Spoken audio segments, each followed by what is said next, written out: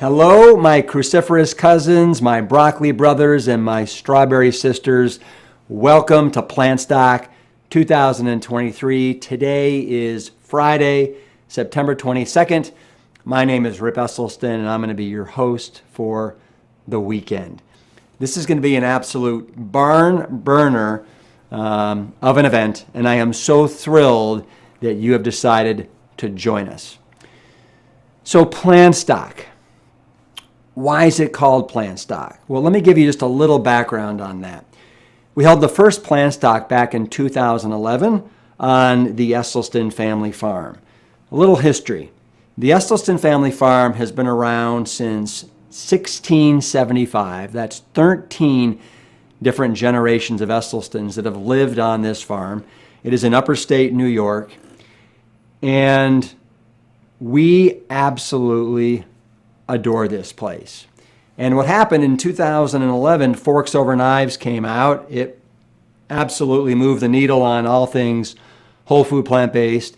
And it really shone a spotlight on my father, Dr. Caldwell B. Esselstyn Jr., T. Colin Campbell, Neil Barnard, John McDougall, and all these incredible physicians and scientists that were advancing all things whole food plant-based.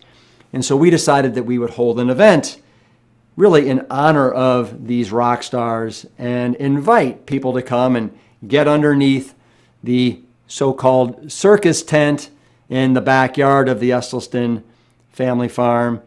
And we gave lectures, we played music, we served 5-course dinners, and it was an absolute blast. And we did this 6 years in a row. And I think it was in either year 2 or year 3, one of our presenters, an amazing dietitian and nutritionist named Jeff Novick, was like, this needs to be called PlantStock, because just down the road is where Woodstock took place in 1969 from August 15th to the 17th. All these really trailblazing rock stars that were really rebelling against the status quo.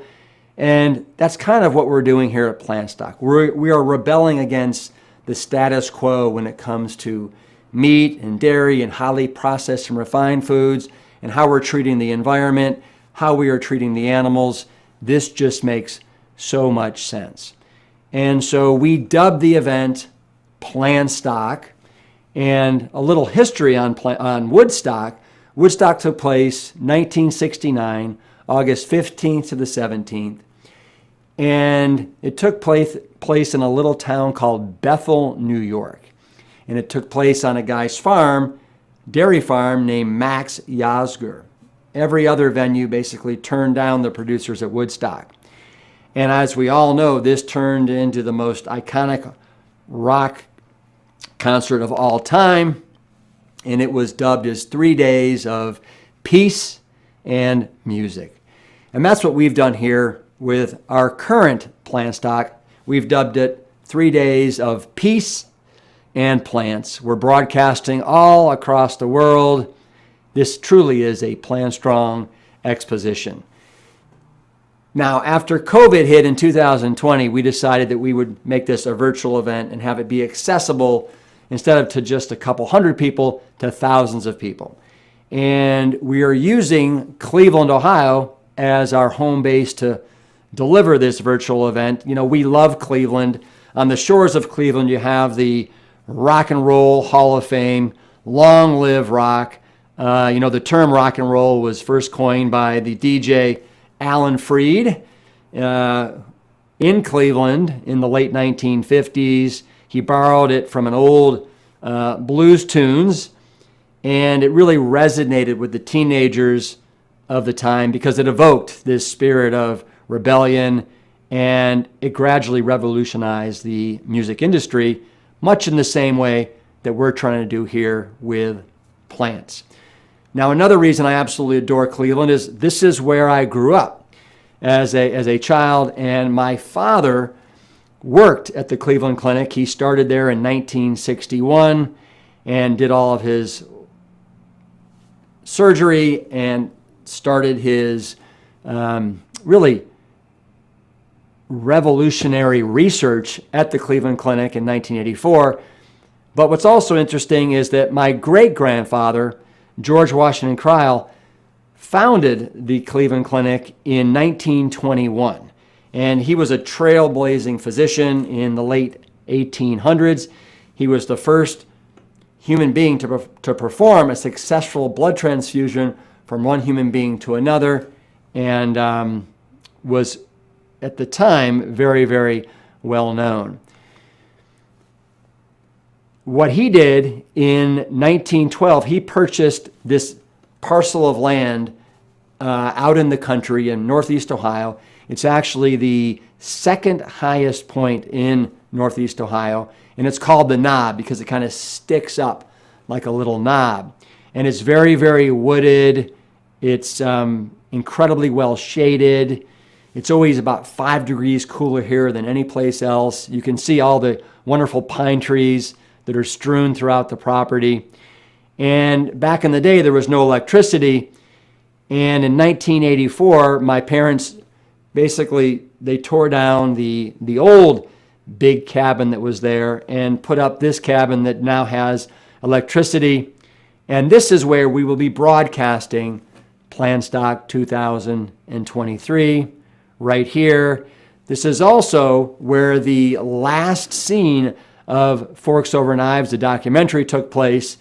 Many of you maybe recall it, and I will play it for you right now. Here you go.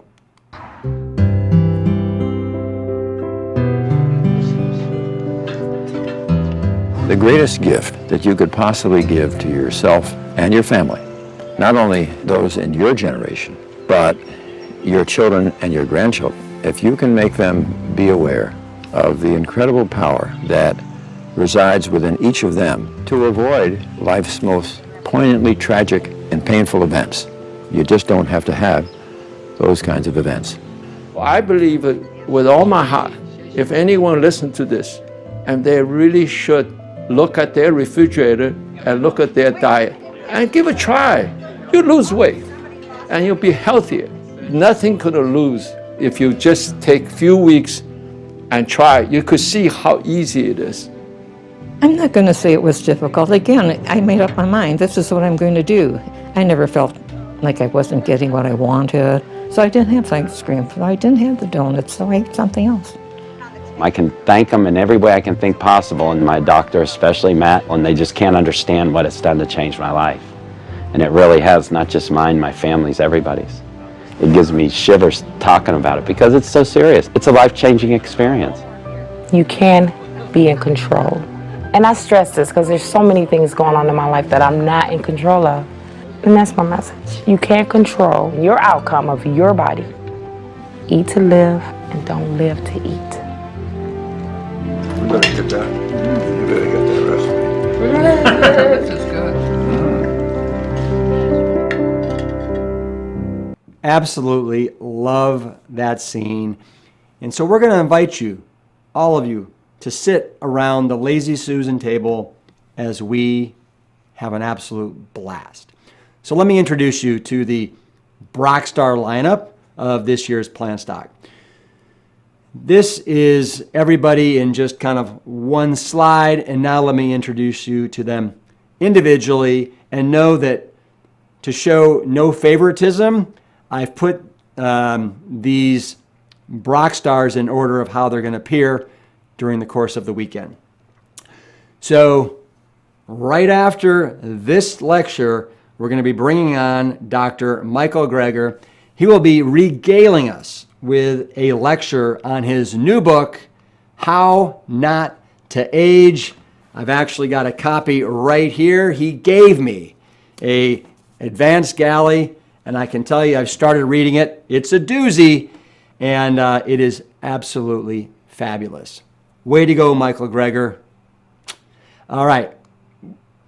We also have my father, Dr. Caldwell B. Esselstyn Jr. He will be giving his iconic lecture on preventing and reversing heart disease. You can never hear this lecture enough, and every time you hear it, you always glean another piece of information. We have the social media sensation who is back for her second PLANTSTRONG, Carly Bodrug, Carly is Plant You.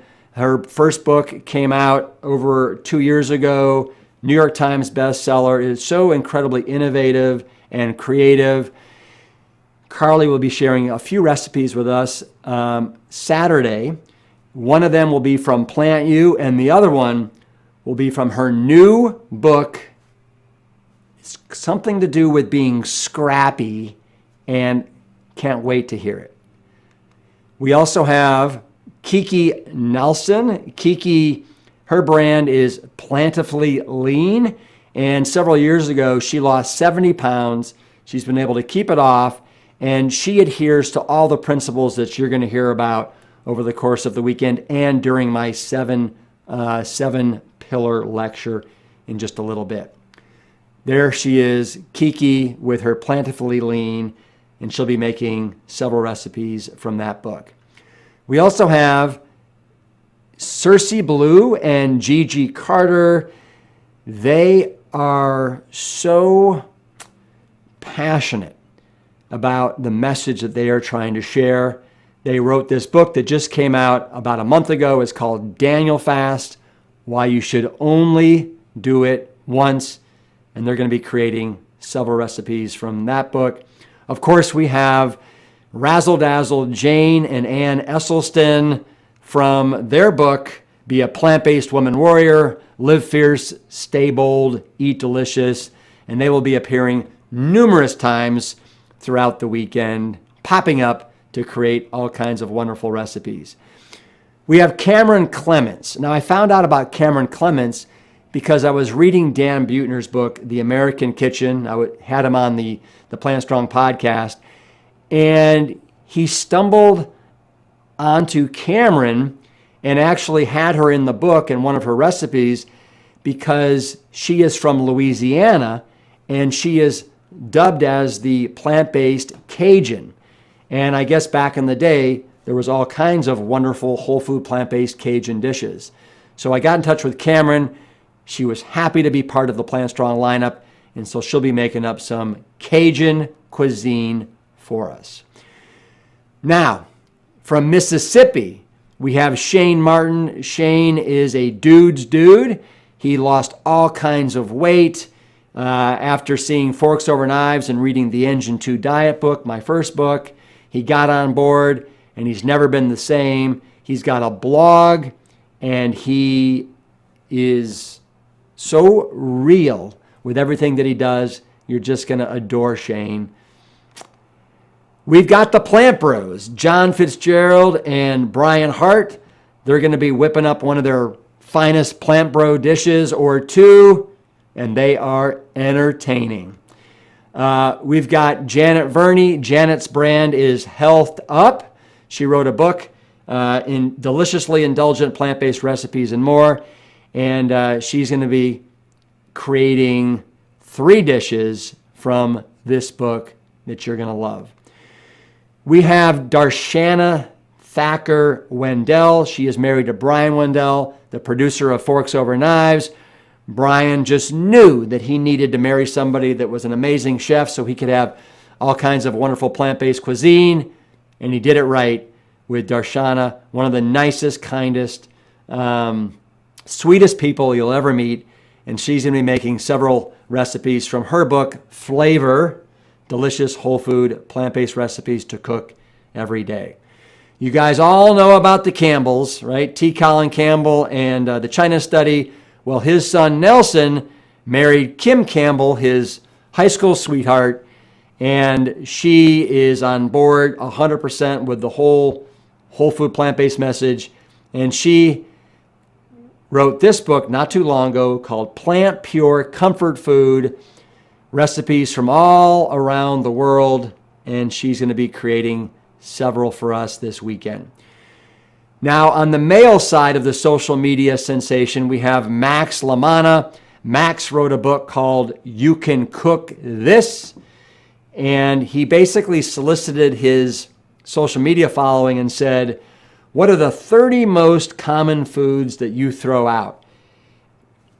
He's all about minimizing food waste, and so he shows us how you can cook using foods that she would typically throw out. And make no mistake about it, these recipes are drop dead delicious, as you're going to see when you meet Max. He's also super dynamic. We also have the one and only, aside from Carly Bodrug and Jane and Ann, she is one of the few people returning for their second year. We have Chef AJ. Her brand is unprocessed. Revitalize your health with whole foods. The challenge I have with AJ is I bet her that she can't make 6 dishes in less than 40 minutes. We're going to see if that becomes a reality or not. We have Desiree Nielsen. Desiree is a registered dietitian from Canada. She wrote a book recently called Good for Your Gut. She really hones her message in on gut health, and all of her recipes either nurture your gut, protect your gut, or heal your gut, and she'll be making one of each. She's an absolute joy. You're going to be meeting Tony Okamoto, who is, her brand is plant-based on a budget. She is so down to earth, so real, as you're going to see. Her brand is plant-based on a budget, quick and easy, and she will be creating 3 recipes from this book. We have Jackie Ackerberg. Jackie's brand is The Clean Vegan, or Jack Fruitful, and she's going to be creating 3 dishes from this book, and they will be spectacular. I absolutely know it. So there's the lineup for Plant Stock 2023, our 12th annual. It's going to be a barn burner. All right, before I bring in Dr. Greger, what I want to do is I want to dive into the 7 pillars of success. And these are tried and true. I have been using and applying these 7 pillars since 2010, when I first started throwing these medical immersion retreats with Whole Food Market stores' sickest team members. And since 2010 to when I wrote this book, The Engine 2 7-Day Rescue Diet, over 1,500 different Whole Food Market team members went through. And so this is a compilation of those results and all the intangible things that happen when you feed your body with whole food, plant strong goodness. So take these as you will. Do all 7 of them, do 6 of them, do 5 of them, but just know the extent to which you lean into these pillars is the extent to which you will have that much more greater chances of success with your health. So what we discovered is that the average results in just 7 days of following this protocol is this. The average weight loss was 3 pounds. The average drop in blood pressure was 10/5, 10 being the systolic and 5 being the diastolic. The average drop in total cholesterol was 26 milligrams per deciliter. The average drop in the LDL, the lethal cholesterol, was 24 milligrams per deciliter. The average drop in triglycerides, and that's the amount of fat that is in the blood, was 23 milligrams per deciliter. And then, of course, what we discovered is that people had to be shedding their meds.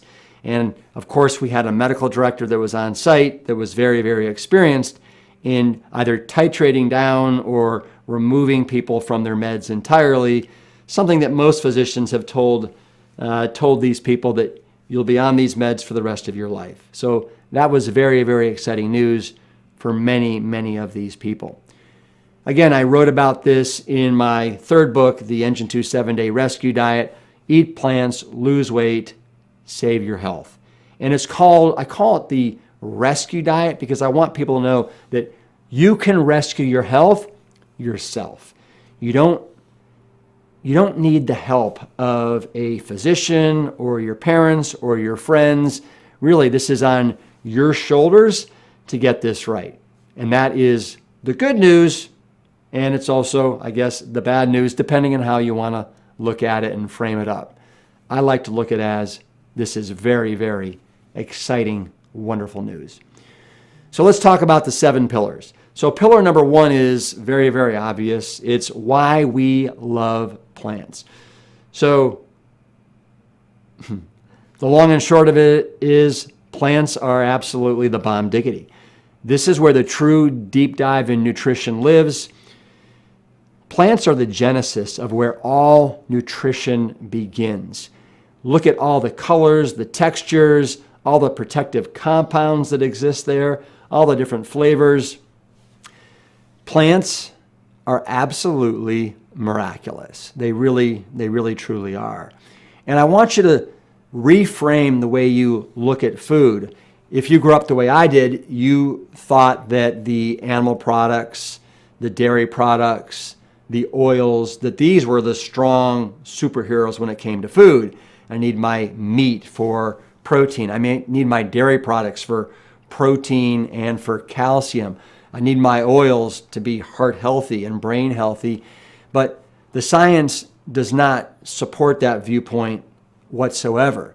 And so I want you to do a 180 and flip-flop how we look at strong food versus weak food. And know that the true strong food is actually the fruits, the vegetables, the whole grains, the beans, and the nuts and the seeds. These are the superheroes that we really want to lean into. And we want to stay away or eliminate the animal products, the animal byproducts, and the highly overly processed, hyper-palatable food that is in a package, box, or can. So that's pillar 1. Super duper easy. Why we love plants. So pillar number 2. Why we really love whole plants. So what I'm talking about is food that is as close to grown as possible, that is minimally processed, because this is when we're getting all of the good and really none of the bad. Now, what is super duper popular these days is all the plant-based junk food that's out there. I'm talking about the French fries, the fake cheeses that are out there in abundance, all the vegan donuts and cupcakes and ding-dongs that are everywhere, the hordes of ice cream that are now populating the grocery store freezers, from Ben & Jerry's to Haagen-Dazs, with these incredible plant-based flavors, but just know that it's just as fatty and just as unhealthy as the dairy. You've got all the highly processed veggie burgers that are out there that are really more of a Frankenburger than a whole plant-based burger and don't contain really one whole food ingredient. Of course, we've got alcohol that a lot of people purport to be a health elixir, but I think that the vast preponderance of the scientific research actually shows that the safest amount of alcohol is the least amount of alcohol, which is 0. Now, you do what you want with that information, but we really want to be careful with alcohol. Cereals, all these cereals, on the front of their package, they look like they're, all natural, super healthy, but the reality is they're just a glorified version of, Count Chocula or something like that. You have all these buttery spreads, like Down to Earth and Earth Balance, that the first and second ingredient is typically canola oil and palm oil, and it's 100 calories per tablespoon. We just shouldn't be going there. You've got all these fried chips that are there. Typically 40 to 50% of their calories are coming from fat because they're deep fried in oil. I'd prefer that you take corn tortillas, slice them up, throw them in the toaster oven, and now you've got super healthy chips. And then, of course, you've got all the glorified bars that are out there. They're really nothing more than candy bars with a bit of a facelift So we want to be careful with those. Now I'm going to move on to the most highly processed, calorie-rich food on the planet, and that is oil.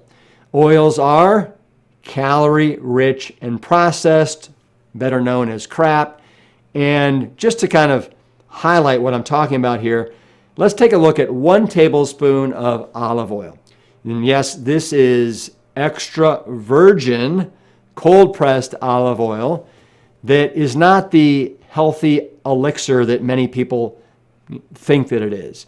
And to me, oils, especially olive oil, really represent the triumph of marketing over science. So let's take a look here at this nutritional facts panel of olive oil. You can see that 1 serving size is a tablespoon. It's 120 calories per tablespoon. Calories from fat are 120. That means that 100% of these calories are coming from fat. You can see the amount of saturated fat is 2 grams. There is really roughly 10 calories per gram, so 20 of those 120 calories are coming from saturated fat. That's roughly 14%. That is just going to be clogging your arteries and causing insulin resistance. And you can see here, when we look at vitamins and minerals, there's a big goose egg 0 next to every one of those. So this is not a health food. This is really a health disaster. And just to kind of put this into perspective, it takes 34 olives that you have to squeeze to get 1 tablespoon of olive oil. And to go even farther, 1 tablespoon of sugar is 50 calories. And we all know that white sugar is just 100% empty calories. 1 tablespoon of olive oil, 120. So that's 2.5 times the amount of calories. And again, I'm gonna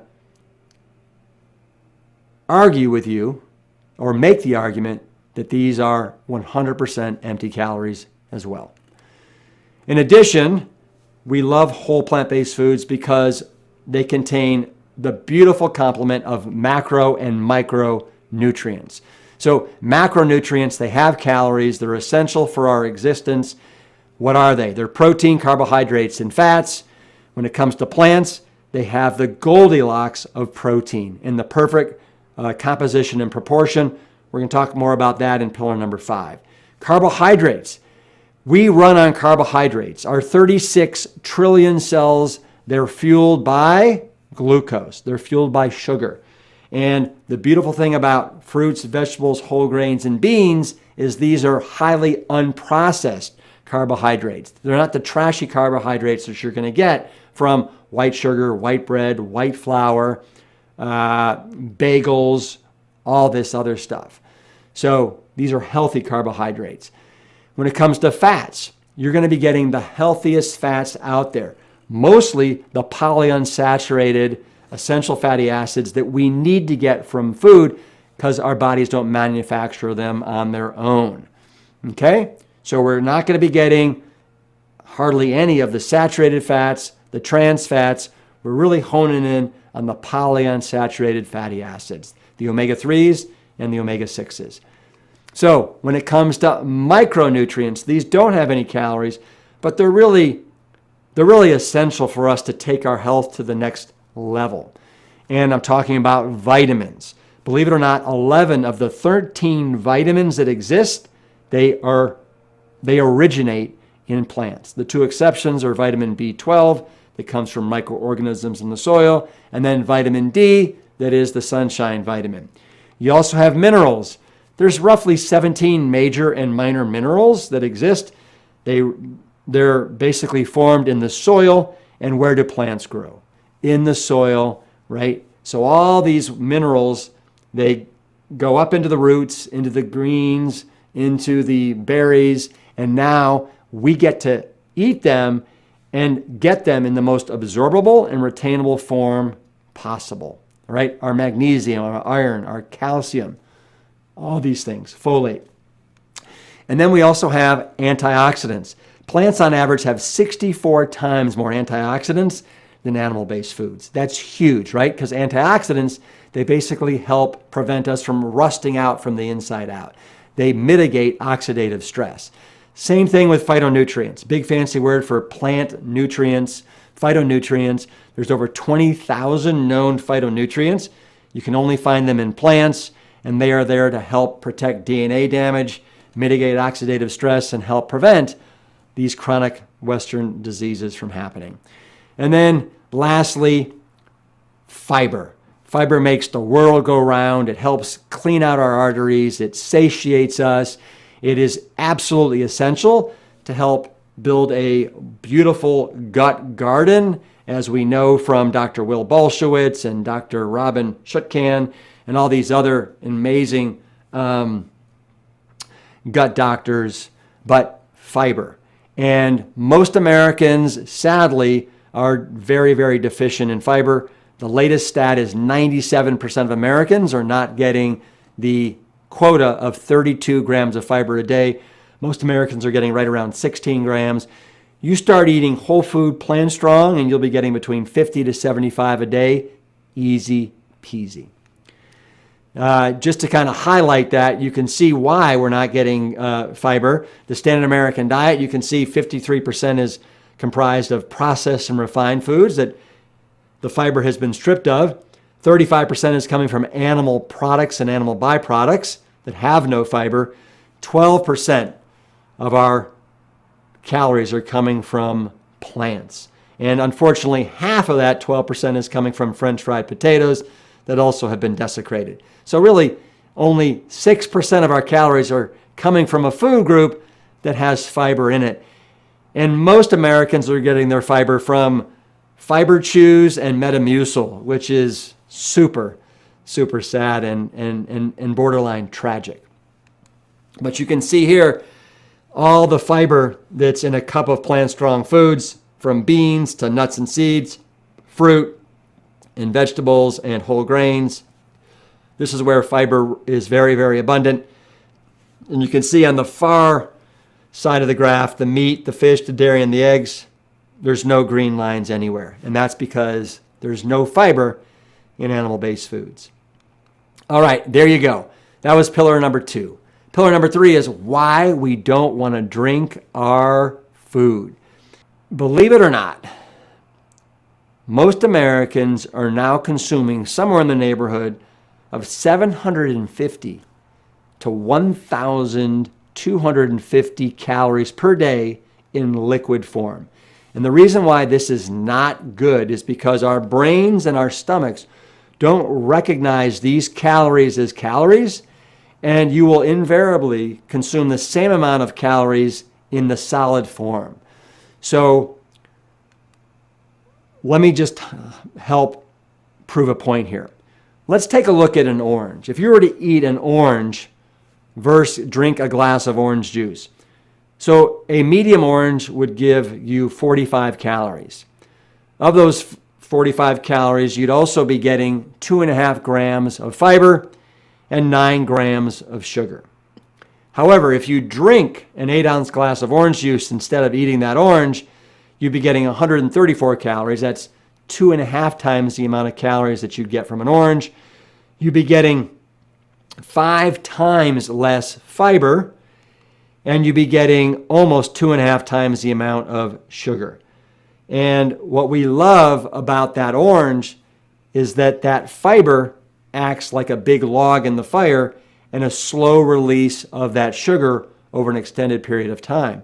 However, when you don't have that fiber, it basically, that sugar goes up like hay, and now you have all kinds of sugar spikes and lows. And also, that orange is going to actually fill you up a lot more than that orange juice is.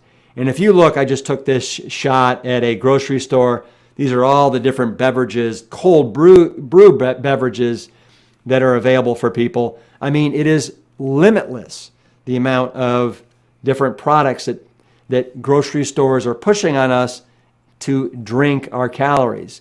And if you look at from sunup to sundown, we start with coffee that we usually put sugar and creamer in. Then there's juices, apple, orange, V8s. We have our soy mocha frappuccinos that many of us indulge in at some point in the day. we've got soda pop, we've got our green juices. Many of us go to the gyms and we feel like we need some sort of a protein replacement, and so we do a protein powder.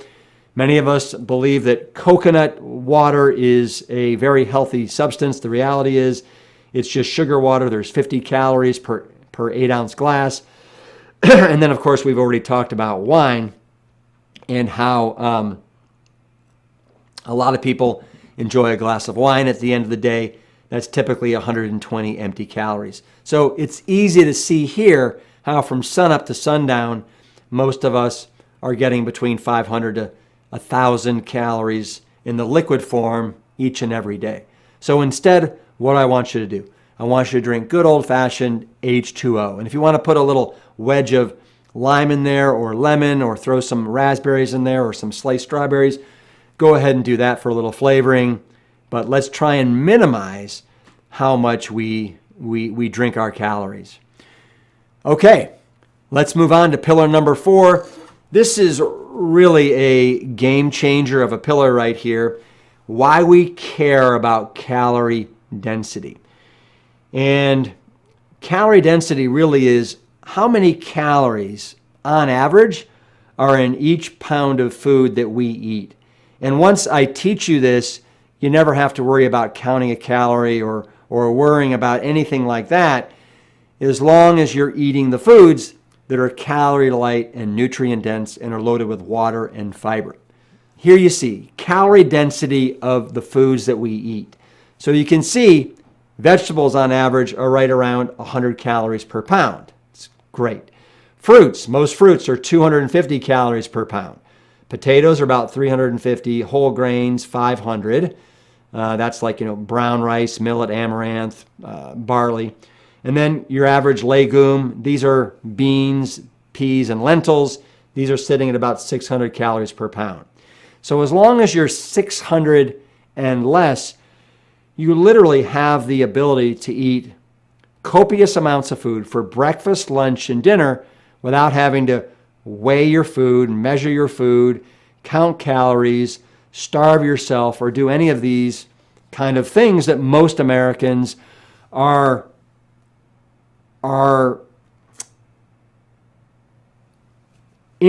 inaccurately thinking they need to do in order to lose weight.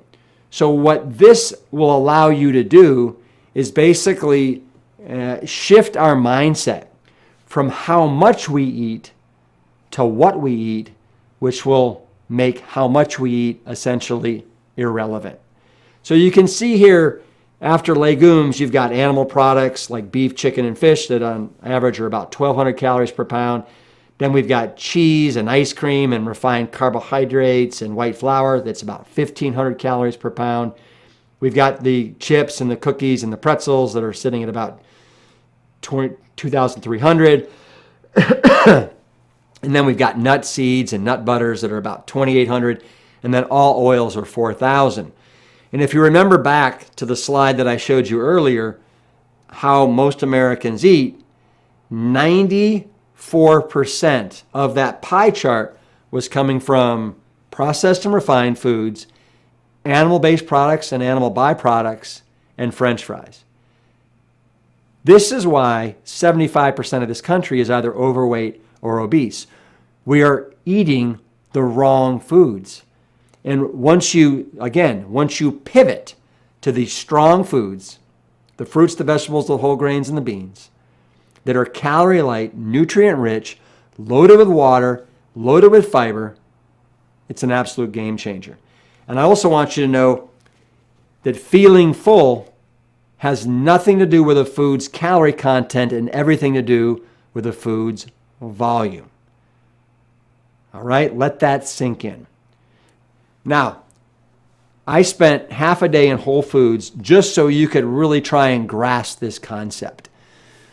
So, in 2,500 calories, if you were to eat just these foods or just this food, this is how many pounds you would have to eat. And I'm doing this to illustrate how much food you get to eat when you're focusing in on whole plant-based foods as opposed to animal products animal byproducts, and processed refined foods. So watermelon.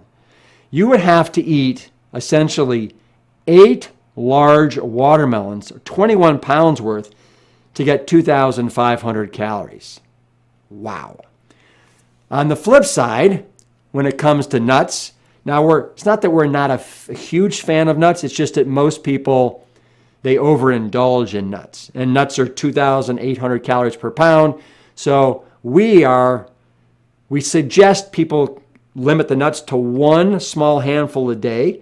That's 200 calories, 180 to 200 calories. And we really love walnuts because they're so anti-inflammatory in nature. But you get the point here. Not even a pound of nuts, 9/10 of a pound of nuts is 2,500 calories. Now, on the flip side, cauliflower, you could have 20 pounds of cauliflower, 2,500 calories. So make that cauliflower, mashed potato, cauliflower steaks, cauliflower soup. Cauliflower is so versatile, and it's kind of like tofu in that it takes on the taste of the spices that you're trying to imbibe it with. Butter, right? I mean, I know firefighters that put half a stick of butter in their baked potatoes. 8/10 of a pound of butter is 2,500 calories. So we want to be really, really, I don't even want to say careful. We just want to avoid butter all over the place. And I think you understand why. Potatoes, right? Potatoes, you can have 10.5 pounds of potato, and that's equivalent to 2,500 calories. So it's not the potato, right? Excuse me just a second. So it's not the potato that is dangerous. It's what people are dressing the potato with. It's the butter. It's the cheese. It's the bacon bits. It's the sour cream. This is where all these unnecessary calories are coming from. And then, of course, we've got cheese. Cheddar cheese, almost 1.5 pounds will yield 2,500 calories. Okay? Tomatoes. I love tomatoes, especially in the summertime. These great heirloom tomatoes. I love doing open-faced sandwiches with a little bit of hummus, a little bit of arugula on top, some balsamic vinegar, and some spices. 27.5 pounds is equal to 2,500 calories. Strawberries. You can have 15 pounds of strawberries. That's 2,500 calories. What I would do is I would just have one of these cartons for dessert, and that would give you somewhere in the neighborhood of right around 250 calories. How about that for a dessert? And then oils, again, 6/10 of a pound, 2,500 calories. This is coconut oil. I actually know firefighter friends that are doing shots of coconut oil, thinking that they're doing the healthy thing. And the reality is this is just a big load of calories in a very, very small amount of, I guess you'd call it liquid goo, and not a great idea. And then I'll end with broccoli. You could have 17 pounds of broccoli. That's 2,500 calories. Make some blackened broccoli. We make broccoli just about every night at our household. We steam it. We blacken it in a skillet. We throw it in casseroles. We throw it in pasta. Love the broccoli. Okay, I'm going to take this a step farther because I really want you guys to get this. So if you were to do oatmeal with fruit on top, that's about 350 calories per pound. Whereas you take a dried cereal, and now that's more like 1,500 calories per pound. You take kale, it's about 100 calories per pound, but you dry out that kale, and you also infuse it with all kinds of oils, and you turn it into chips. Now that's about 2,000 calories per pound. Sweet potatoes, 350 calories per pound, but you dip it into a oil, you bring out sweet potato fries, now that's about 2,500 calories per pound.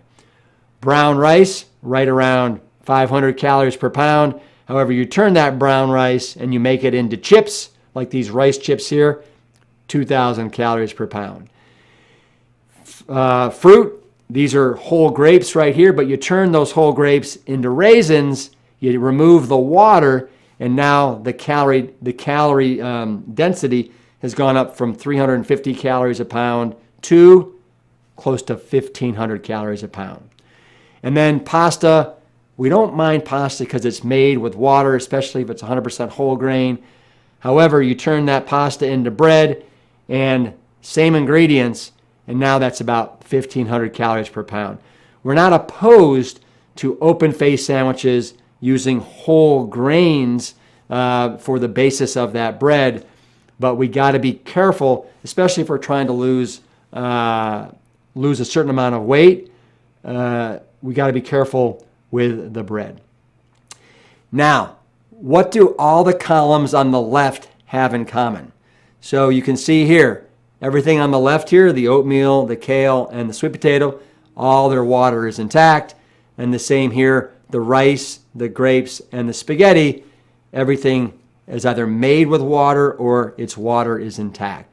And the key, I'm going to repeat this one more time, the key to keeping a low calorie density is foods as close to grown as possible that are calorie light, nutrient rich, and loaded with water and fiber. All right, it has this bulking effect that artificially fills you up before you've had time to take in too many calories. Beautiful thing. All right, pillar number 5 is why we don't care about protein. In fact, I will go as far as to say why most of us should actually consider limiting the amount of protein that we're getting. So I think that there are 3 certainties in life: death, taxes, and once you go plant-based, friends asking you, where in the world do you get your protein from? And I want you to know that nobody needs to worry about protein. You know, there's a term for protein deficiency. It's called kwashiorkor, and nobody in this country will be hospitalized this year for kwashiorkor unless for some reason you're just not eating enough calories. So it's really a disease that does not exist in this country, where us getting enough calories is not an issue. Now, I want you to understand that, well, first let's take a step back. What exactly are proteins? Proteins, they're composed of chains of amino acids. There's 20 recognized amino acids that are out there. Of those 20, there are 9 essential amino acids that cannot be synthesized by our body. And you can see them there. We have histidine, we have isoleucine, leucine, lysine, methionine, phenylalanine, threonine, tryptophan, and valine.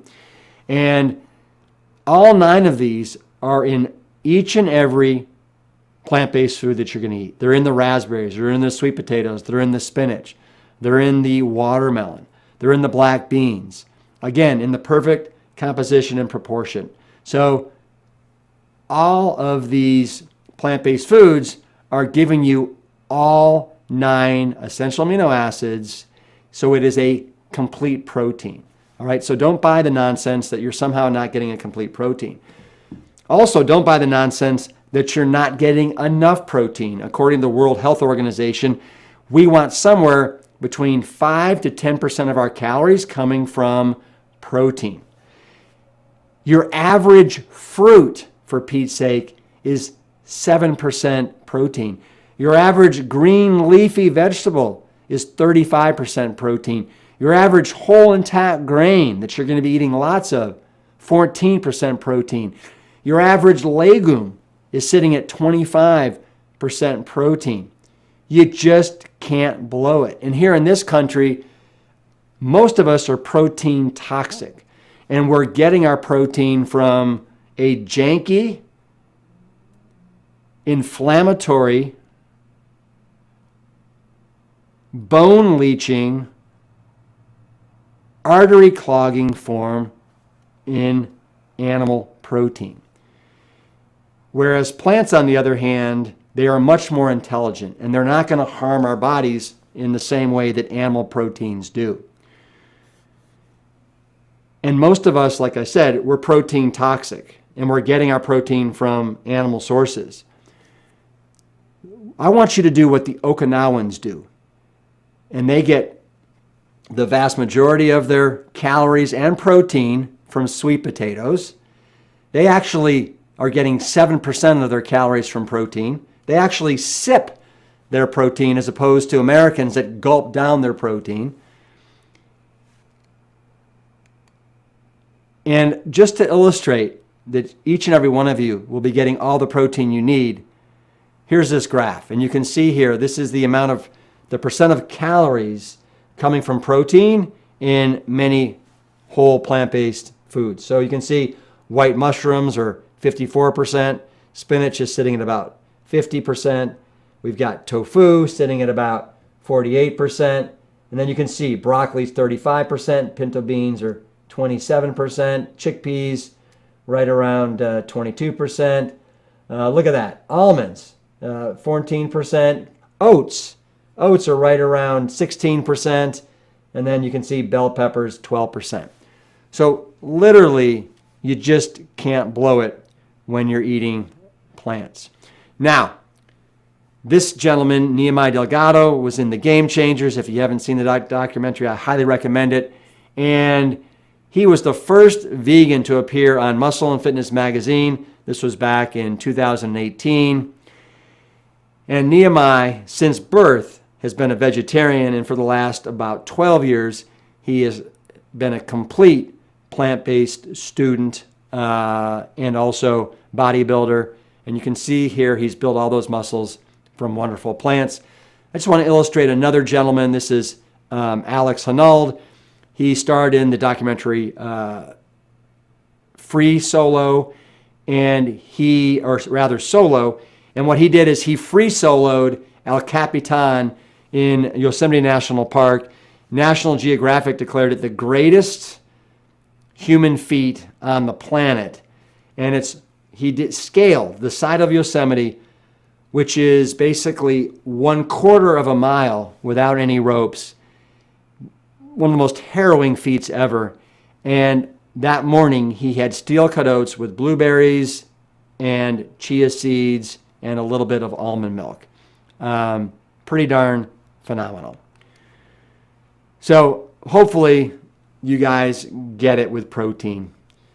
Now, pillar number 6 is we want to go easy on salt, sugar, and fat. And that's because most of us, we're living our lives like one of our jobs is to make sure that we are overdosing on salt, sugar, and fat. And it is in every packaged, boxed, and canned food that is out there right now. And so we got to become label-reading ninja warriors.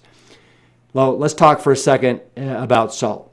Most of us are getting between 3,000 to 5,000 milligrams of sodium each and every day. And I think it's one of the contributing factors why almost 1/3 of American adults are on some sort of a hypertensive medication. And according to the World Health Organization, the American Heart Association, we want our upper limit of sodium intake to be 2,300 milligrams a day, and they prefer if it's closer to 1,500 milligrams per day. And to put that into perspective, 1 teaspoon of salt is 2,200 milligrams of sodium. So that's what we, at a maximum, need to limit our sodium intake to or want to. So, in addition, just to help you understand how serious this is, the Global Burden of Disease study that involved over 300 institutions in 50 different countries concluded that high blood pressure is the #1 worldwide risk factor for death, resulting in fatal heart attacks, strokes, and other organ failures. That's some pretty serious stuff.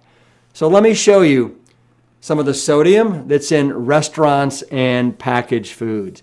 And I want you to know that 80% of our sodium intake throughout the day comes from when we eat out at restaurants and when we eat packaged, boxed, and canned foods.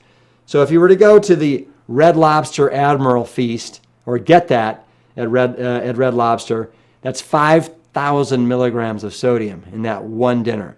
If you go to the Cheesecake Factory and you get their breakfast burrito, that's 3,000 640 milligrams. You go to AMC, AMC Theater, and you get their Bavarian Legend pretzel, and that's 7,600 milligrams of sodium. My mouth is getting dry just thinking about that. Amy's low-fat, chunky vegetable soup. It looks so wonderful from the outside, but you turn it over, and what you'll see is that there's 2 servings in one of those cans. I'm going to eat the whole can, and that's going to result in me getting 1,440 milligrams of sodium. That's almost my daily limit. And then if you get any broth that's out there, most of these broths are just laden in sodium. This 365 organic vegetable broth will yield you 500 milligrams of sodium in 1 cup. And then lastly, bread. Most Americans are getting a lot of their sodium from breads. And you look at this Pepper Ridge Farm hearty white bread, and there's 460 milligrams per slice. So we got to look at those, labels, and be mindful of how much sodium is sitting in each one of these boxes, cans, or packages. Okay, sugar. Our country suffers from a major intense sweet tooth. According to the American Heart Association, the upper limit for men should be 9 added teaspoons a day, and for women it should be 6. And you can see here, the average American is getting 30 added teaspoons a day, and that's the equivalent of 160 tablespoons per year. What we want you to do, if you're following the 7-day Plant Strong program, is try and keep it to under 2 added teaspoons of added sugars a day. Let me highlight for you, if we were to take those 30 teaspoons a day, just what that yields. So there's 16 calories in a teaspoon. 16 times 30, because the 30 teaspoons that most of us are consuming a day, that's 480 calories. Let's multiply 480, which is how many added calories you'll get each day, by how many days there are in a year, 365. That gets us 175,200. Now I'm going to divide that by the number of calories in a pound. There's 3,500 calories in a pound. That means if you were to do this, and that is mean you consume 30 added teaspoons of sugar a day, that would yield 50 added pounds a year. Now, obviously, most of us are doing other things. We may not be consuming that much, but think about that. 50 added pounds a year just if you're consuming that much sugar. So if you follow our protocol and keep that to 2 or less, that'll be super helpful. Now let's take a look at how much sugar there is in packaged foods, just to give you an example how it's absolutely ubiquitous on the grocery store shelves. This Yoplait, 99% fat-free Harvest Peach yogurt has 26 grams in this little 6-ounce container. Now, to put this into perspective for you, there's 4 calories in a gram. And so we want to divide that 26, there are 4 grams in a teaspoon. So we want to divide that 26 by 4. That means there's basically 6.5 teaspoons of added sugar in that Yoplait yogurt. Teriyaki sauce, there's 8 grams. We divide that by 4. So there's 2 teaspoons of sugar in that. Jam, I don't think it's any surprise that there's sugar in jam, but there's 12 grams of sugar in a tablespoon. That's the equivalent of 3 teaspoons of added sugar. This fat-free sun-dried vinaigrette dressing, there's 12 grams in 2 tablespoons. Again, that's 3 teaspoons of sugar. This pasta sauce here has 11 grams in a half a cup.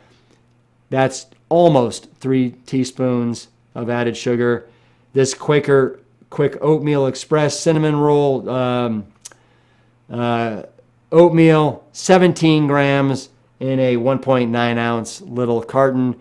Divide that by 4, and we're going to get 4.1. So there's a little over 4 teaspoons of sugar in that oatmeal.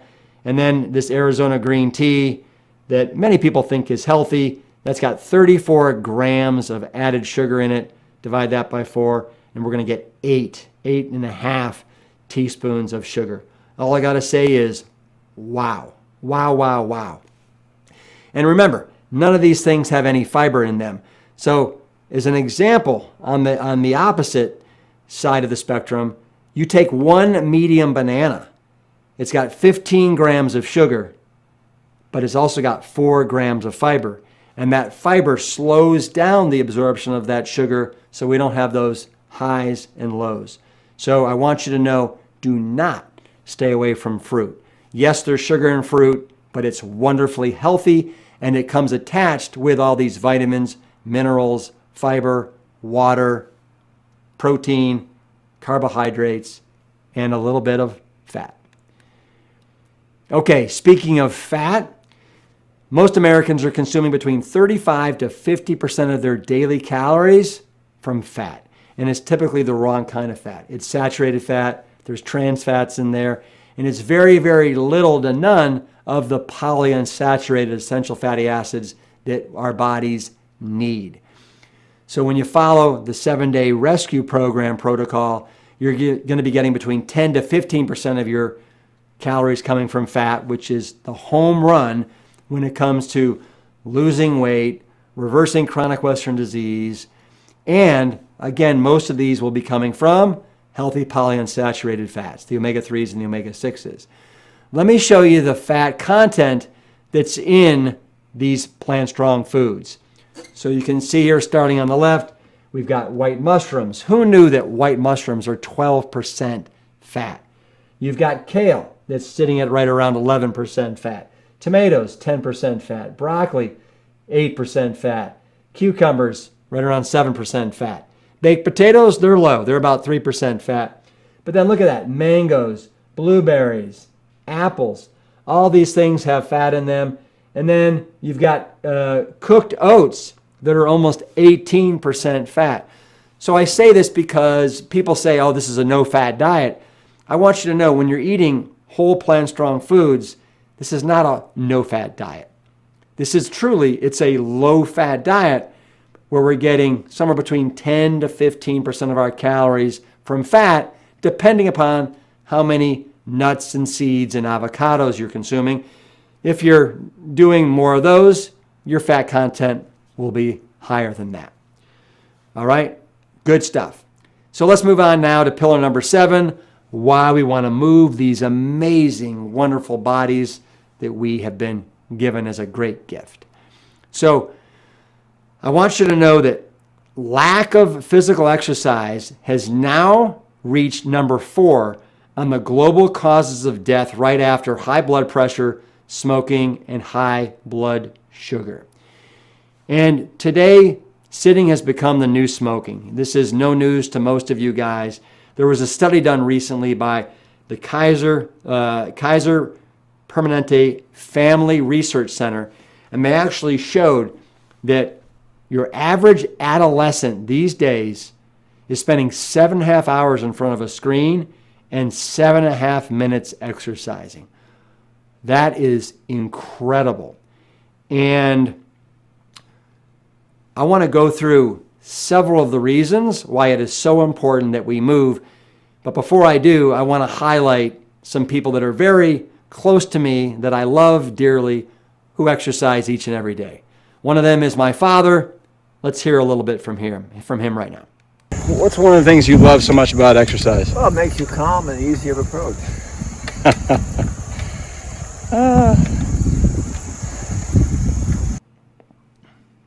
And now, Ann. And you're going out for a run in the fields. Why do you love exercise?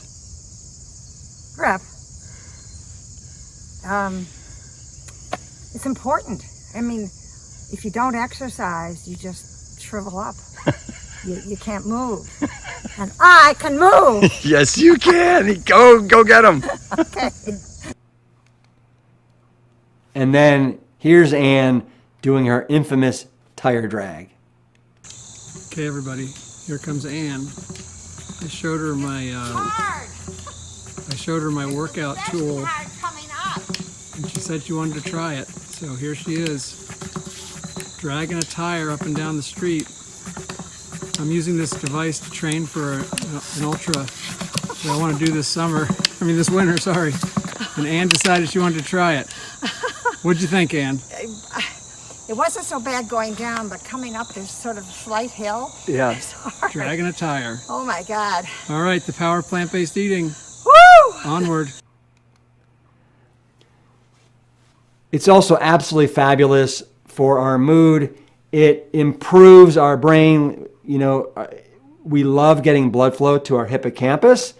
And I recently learned that that exercise, and you can see it on the screen here, exercise is the single best thing that you can do for your brain in terms of mood, memory, and learning. Even just 10 minutes. And this is from Dr. John Rayleigh, a very prominent Harvard Medical School psychiatrist. So improves our brains. It also boosts our immune system, right? Like out with the old, in with the new. We have 37 trillion cells in our body that deserve to have fresh oxygenated blood. And by exercising, you help accelerate the dumping of waste products. And as you can see here, just 6 minutes of movement increases the levels of infection-fighting immune cells circulating in our blood by 50%. And this is according to the British Journal of Sports Medicine. If any of you, for whatever reason, are having a difficult time with the food, exercise. It will increase your appetite, and it will help make the food that much more palatable. It is absolutely great for bone health. The latest stats show that close to 54 million Americans are suffering from low bone density. And this is caused from excessive salt, excessive sugar, smoking, animal protein, and then, of course, our sedentary lifestyles these days. We have got to do some sort of weight-bearing exercise. We got to load up our bodies. And just like we exercise our muscles, we got to exercise our bones. Otherwise, they'll turn to styrofoam. You want to get those osteoblasts just pouncing, and now you can help rebuild that bone density. It enhances your energy. I don't know about you guys, but a lot of times I get home from a long day of work and I'm gassed. But believe it or not, the best thing that you can do when you're feeling gassed is press on the gas and go out for a walk, go out for a little jog, go out for a little bike ride, play a little game of pickleball, tennis, ping pong, do something, and it'll do wonders for your energy. We have 2.5 gallons of blood circulating through our 65,000 miles of vessels. So again, press on that gas. Exercise is more effective than any stimulant medications that are out there. It makes it easier to get out of bed. And I know that when I exercise, I fall asleep super, super quickly. And unless I have to get up and pee during the night, right, I sleep fantastically well, and it makes it easier to get out of the bed. In fact, according to a study involving 2,500 men and women, just 50 minutes of exercise a week can provide a 65% boost in sleep quality. That is pretty darn powerful, especially these days when way too many people are having difficulty sleeping. They're taking all kinds of sleeping pills.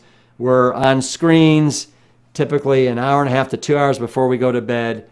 So exercise, get off those screens for a good hour and a half before you go to bed, and your sleep will love you. It helps prevent muscle loss. So if anybody's over the age of 30, you're going to be suffering from something called sarcopenia, and it's the wasting away of muscle mass. If you don't use it, you'll lose it. You can see on the left there, that's the muscle of an average healthy adult. On the left is muscle after sarcopenia has occurred. And again, this happens every year after the age of 30, but exercise can help prevent that loss of muscle mass. You can see on the left here, I borrowed these slides from my father. There's a 40-year-old triathlete, and the kind of the solid mass is muscle. In the middle there, that's a 74-year-old who is sedentary. You can see how much that muscle has shrunk down and it's been replaced with fatty tissue. But on the right, you have a 74-year-old triathlete. This to me is a wonderful depiction that illustrates how important it is that we continue to move. And now guess what? You're not going to take all those spills, all those falls. You're not going to suffer from the broken ribs. And it is super important that we not only do this to help prevent, spills and falls, but also it increases your resting metabolic rate, the rate at which you're burning calories when you're sleeping, when you're sitting, when you're relaxing. And that is something that we all want more of.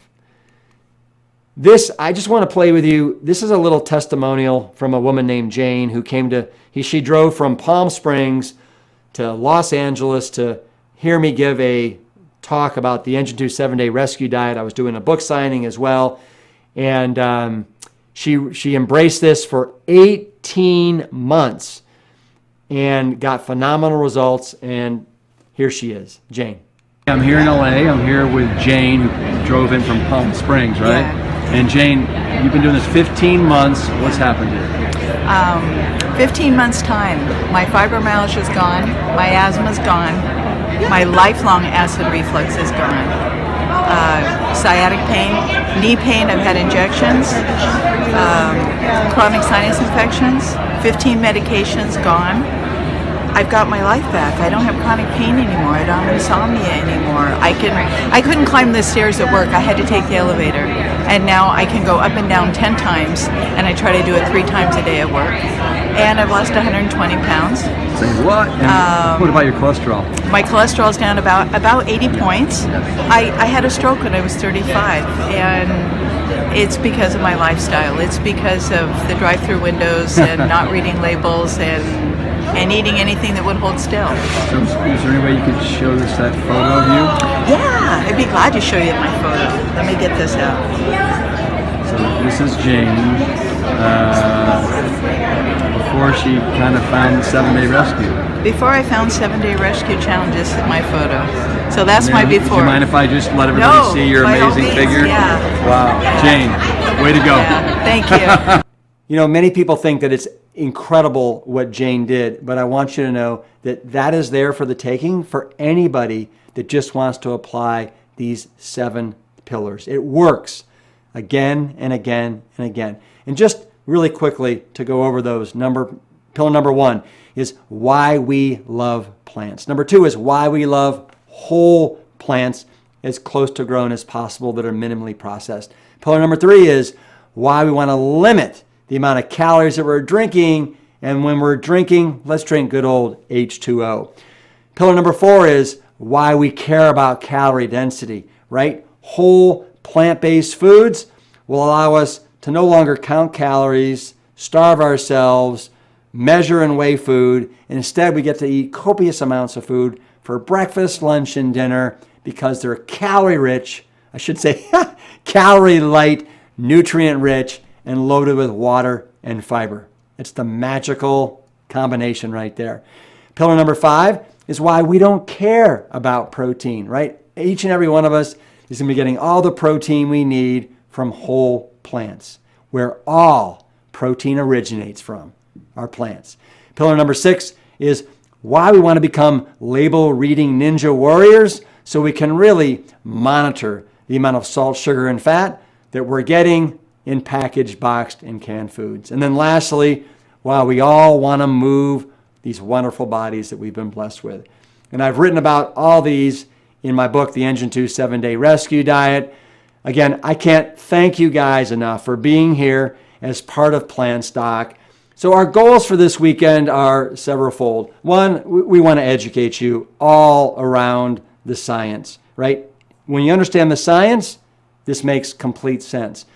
We also want to motivate you to jump into this lifestyle with both feet and never let go. And know that this is the path that you want to be on for the rest of your life. We want to inspire you with all these incredible recipes, these chefs, and just the culinary brilliance that they're achieving with these wonderful whole plant-based food ingredients. We want to connect you with people that want the same thing you do. A healthier life, a happier life, the best possible version of you. We also want to raise awareness around the Esselstyn Foundation and all the fabulous work that this foundation is doing, and we're going to try and raise some funds around that. Now, what are some of the perks that you're all going to get this weekend? Well, you're going to get exclusive access to a $15 gift certificate to our PLANTSTRONG foods. You're also going to hear about a brand new product that we're going to be launching that's going to make every dish that much tastier.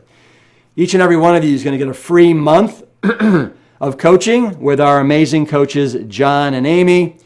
You're all going to get early bird access to Black Mountain, our retreat that's going to take place in the spring of 2024.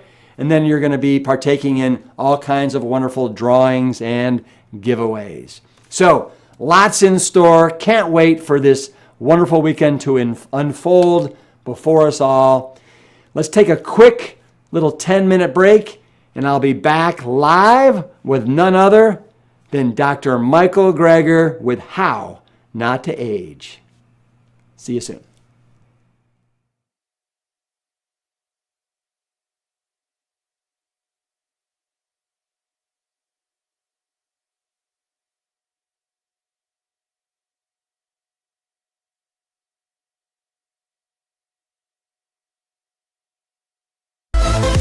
I've been PLANTSTRONG for about 2.5 months. I've lost 23 pounds in that amount of time. Waited too long to do this. My mother's been talking about it for a number of years, and I finally got around to it because my son and my daughter are both PLANTSTRONG, and they have been for a while. So my wife and I started, and couldn't be happier with it. Awesome. I mean, I can eat all the food I want and not gain anything. It's awesome. And you look amazing. And her husband, he's a young man, and the numbers drop, his cholesterol, his blood pressure. Yep. It is amazing, and we're going strong, and we love it. For over a year now, we're going PLANTSTRONG, and it's been amazing. Awesome. We'll never go back. And you got a little bun in the oven there. So this one will be raised vegan. I have another 2-year-old vegan, and we're going PLANTSTRONG, and we love it. Yes, yes, we do. Whole Foods. Whole Foods. Awesome. Robert, how long you been a real man eating plants? Real man for 9 years. I had 65 years prior to that being a wimp. My numbers are better than when I was in high school. And in high school I was an athlete. Now I'm an old man. Yeah. And I've got 3 of my 6 grandkids now on the vegan diet. Yeah. Real pleased with that. I've got 3 down, 3 to go. I do all the cooking at home, and my wife even eats the stuff, so awesome. Must be pretty good. You're looking awfully fit and studly. Thanks, man. Wow. Due in 4 days. Yeah. First plant-based pregnancy. Best pregnancy of the 3. What's made it so great? A lot less weight gain. Yeah. Still average normal weight gain, but just very healthy, lots of energy. Full support of my midwife and doctor, so yeah. Husband and husband, yeah. Way to be. All right, thanks a lot. I have been plant-based, actually my whole family has been for about 18 months. I had a heart attack at 46, that was a 1.5 years ago, and I am feeling better now than I have in my 20s, and got a clean bill of health, lost 50 pounds. Come on, careful. Sexy. And we've also seen other health in our family. So yeah, I have 4 autoimmune diseases, 3 are in remission, and my 2-year-old daughter has never eaten animal products. Pretty proud. That's super exciting. All right, Yeah. Appreciate you guys. Thanks. Yeah. You know, in the last 15 months since I've been on the Engine 2 7-day rescue diet, I have lost 150 pounds, which is amazing enough. I've also completely reversed type 2 diabetes. I've gone off all of my medications, and I've started running. I've changed everything about who I am because of this approach to eating.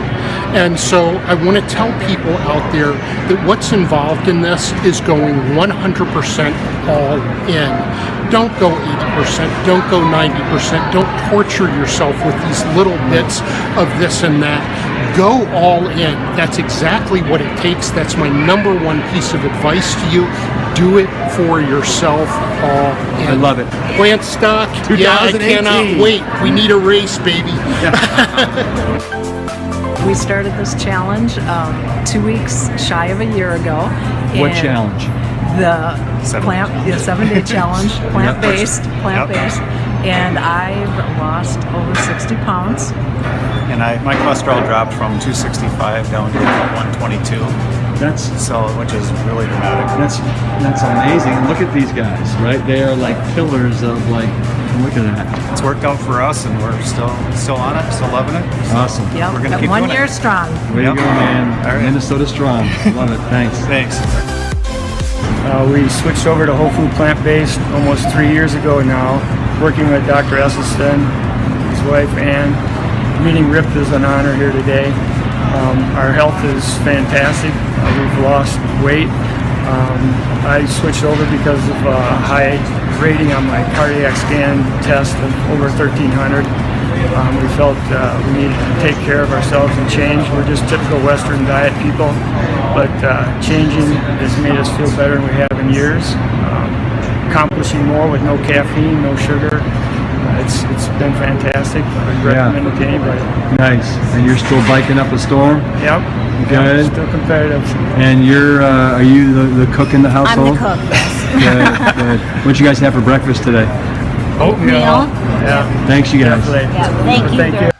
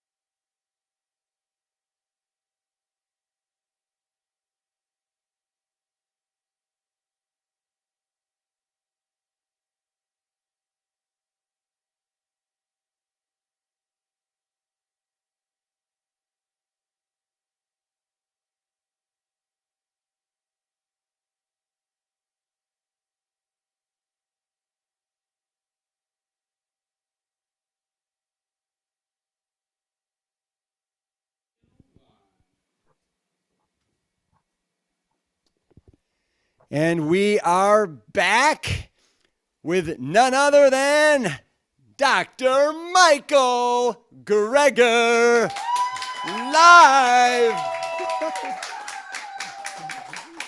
Look at, have you ever heard such fanfare? Hey, Michael, where are you right now? Where are we speaking to you from? I'm coming to you live from my treadmill in rural Virginia. Okay, hence the up and down. We get it. We're used to this. Oh, yes. This is not my cocaine habit. This is not. Yes. So, in fact, if I'm going to make people nauseous, I can stop. But mostly you'll just see the slide. So hopefully I won't make anybody seasick. No, I don't think you will. So, Michael, this is our 12th annual PLANTSTRONG event. And I was thinking back to it. If I'm not mistaken, this is going to be your 5th PLANTSTRONG appearance. I know you were at the farm at least twice. You were in Black Mountain once, and you've been at least one virtual event with us. So if my math is correct, yes. You did not invite me to 7 of the 12 PLANTSTRONG events. Wait, this is your 7th? Oh, I didn't. I got you. You went over my head for a second, but I'm now. Yeah, I know. The single digit edition. I know. So Michael, but here's where I'm going with this. All right. And that is, do you realize that at your first PLANTSTRONG that you came to, people, hang on to your seats. There was no how not to die. There was no how not to diet. There was no how to survive a pandemic. And there was no how not to age. But what there was nutritionfacts.org, my man.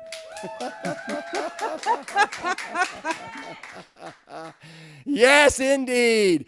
How long have you been at the forefront of nutritionfacts.org?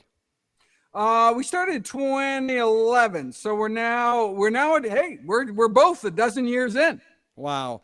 You are doing such fantastic work with nutritionfacts.org. Huge congrats on that. And Michael, just kind of to cut to the chase, you are here tonight because you are going to regale us about your new book, How Not to Age. I am so eager to hear this slideshow. And this is one of your virgin slideshows, correct? That is true. I've been tweaking around with some test audiences, but I'm ready for the premiere. All right. Well, let's send you off on your premiere at PLANTSTRONG. Take it away, my man, and we'll be back afterwards for some Q&A from the audience. Fantastic.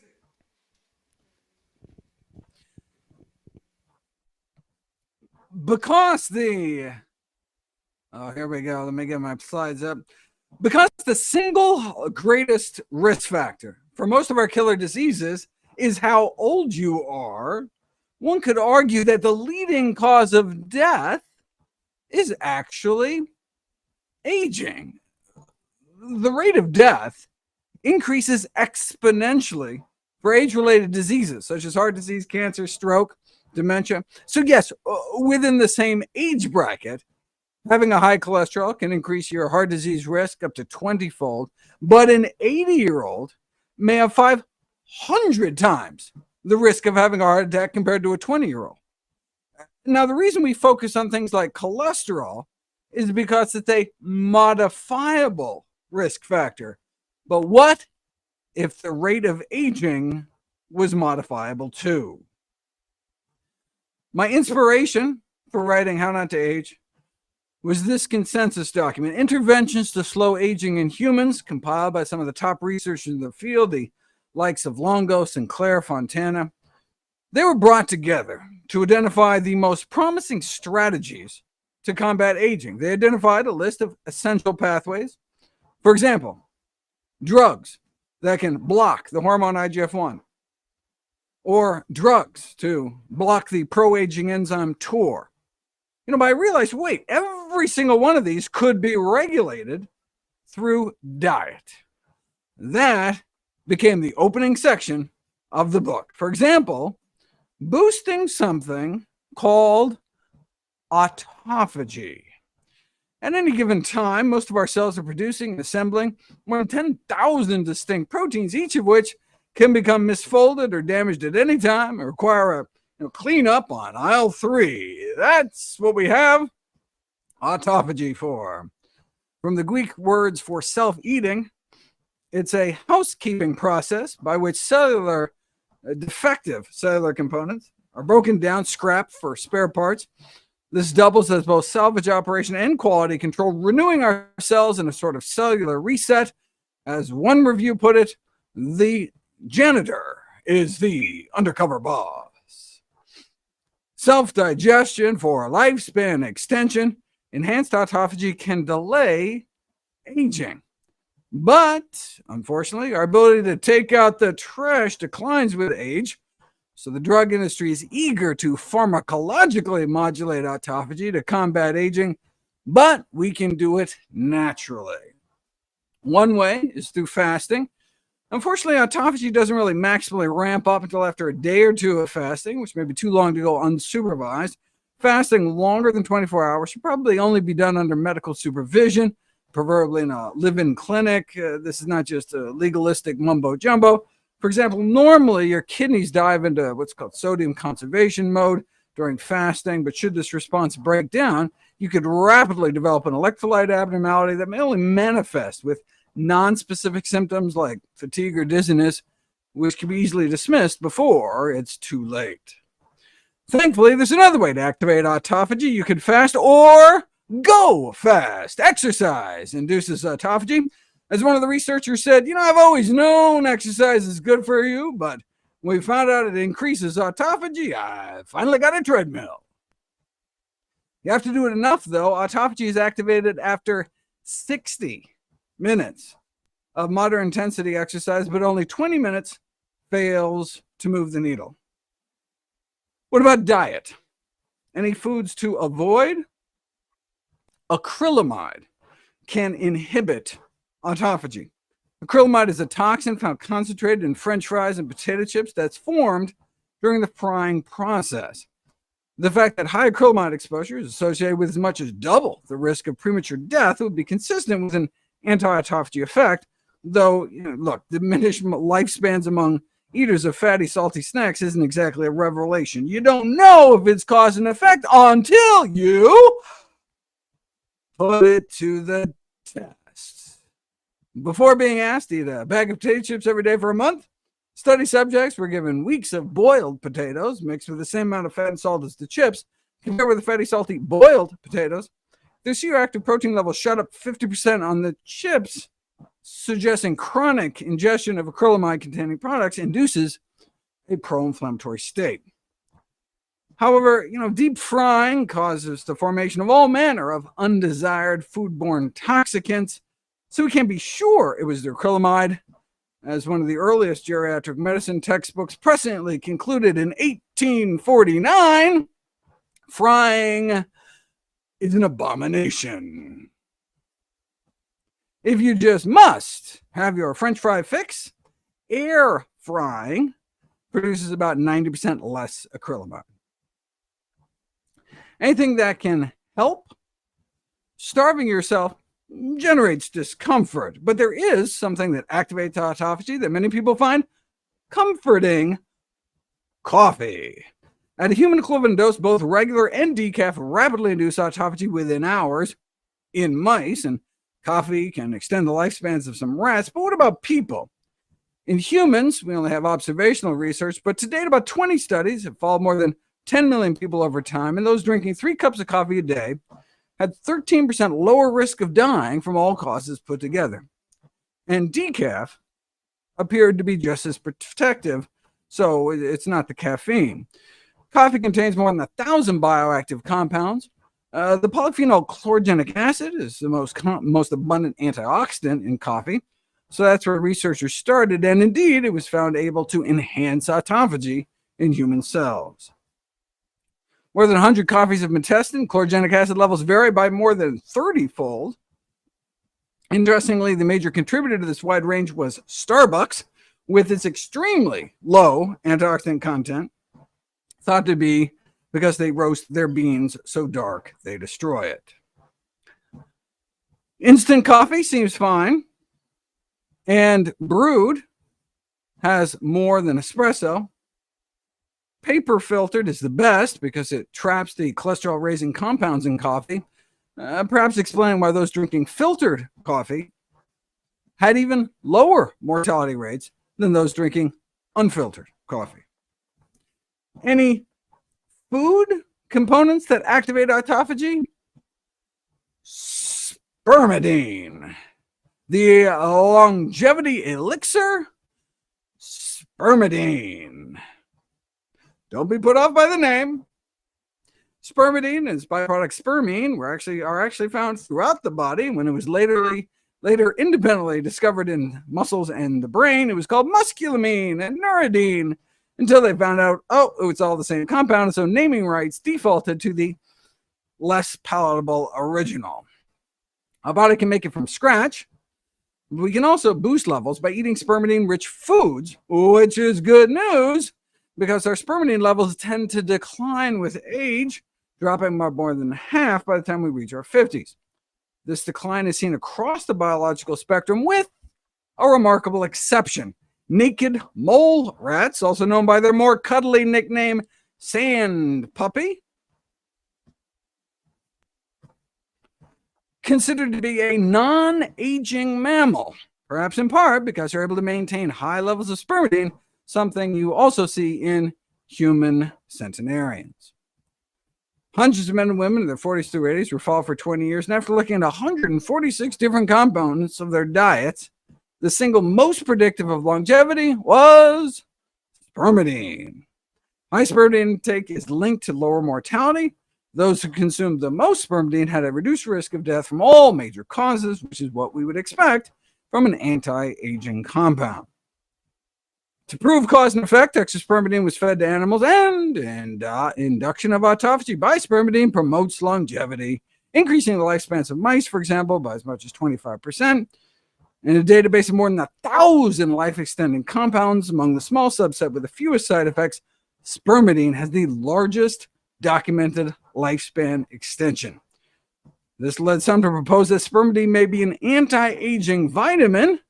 I mean, when we're younger, we seem to be able to make enough on our own, but as we get older, we may need to start ensuring we're getting enough through our diet to maintain autophagy into old age. Well, if spermidine is an anti-aging vitamin, where is that vitamin found? Beans. Beans are said to have the highest natural amounts.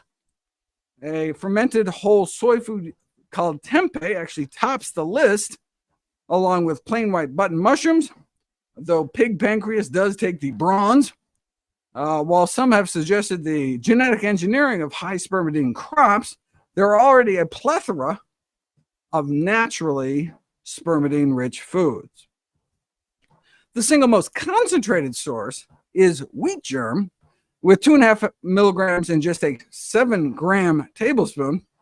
It's also the cheapest source, costing as little as 2 cents per milligram. You can't get a lot of pancreas for 2 cents. Does wheat germ actually do anything? Let's randomize people to some dinner rolls and find out. A randomized double-blind pilot in which older individuals are secretly slip some spermidine in the form of wheat germ baked into bread rolls or placebo rolls with wheat bran instead.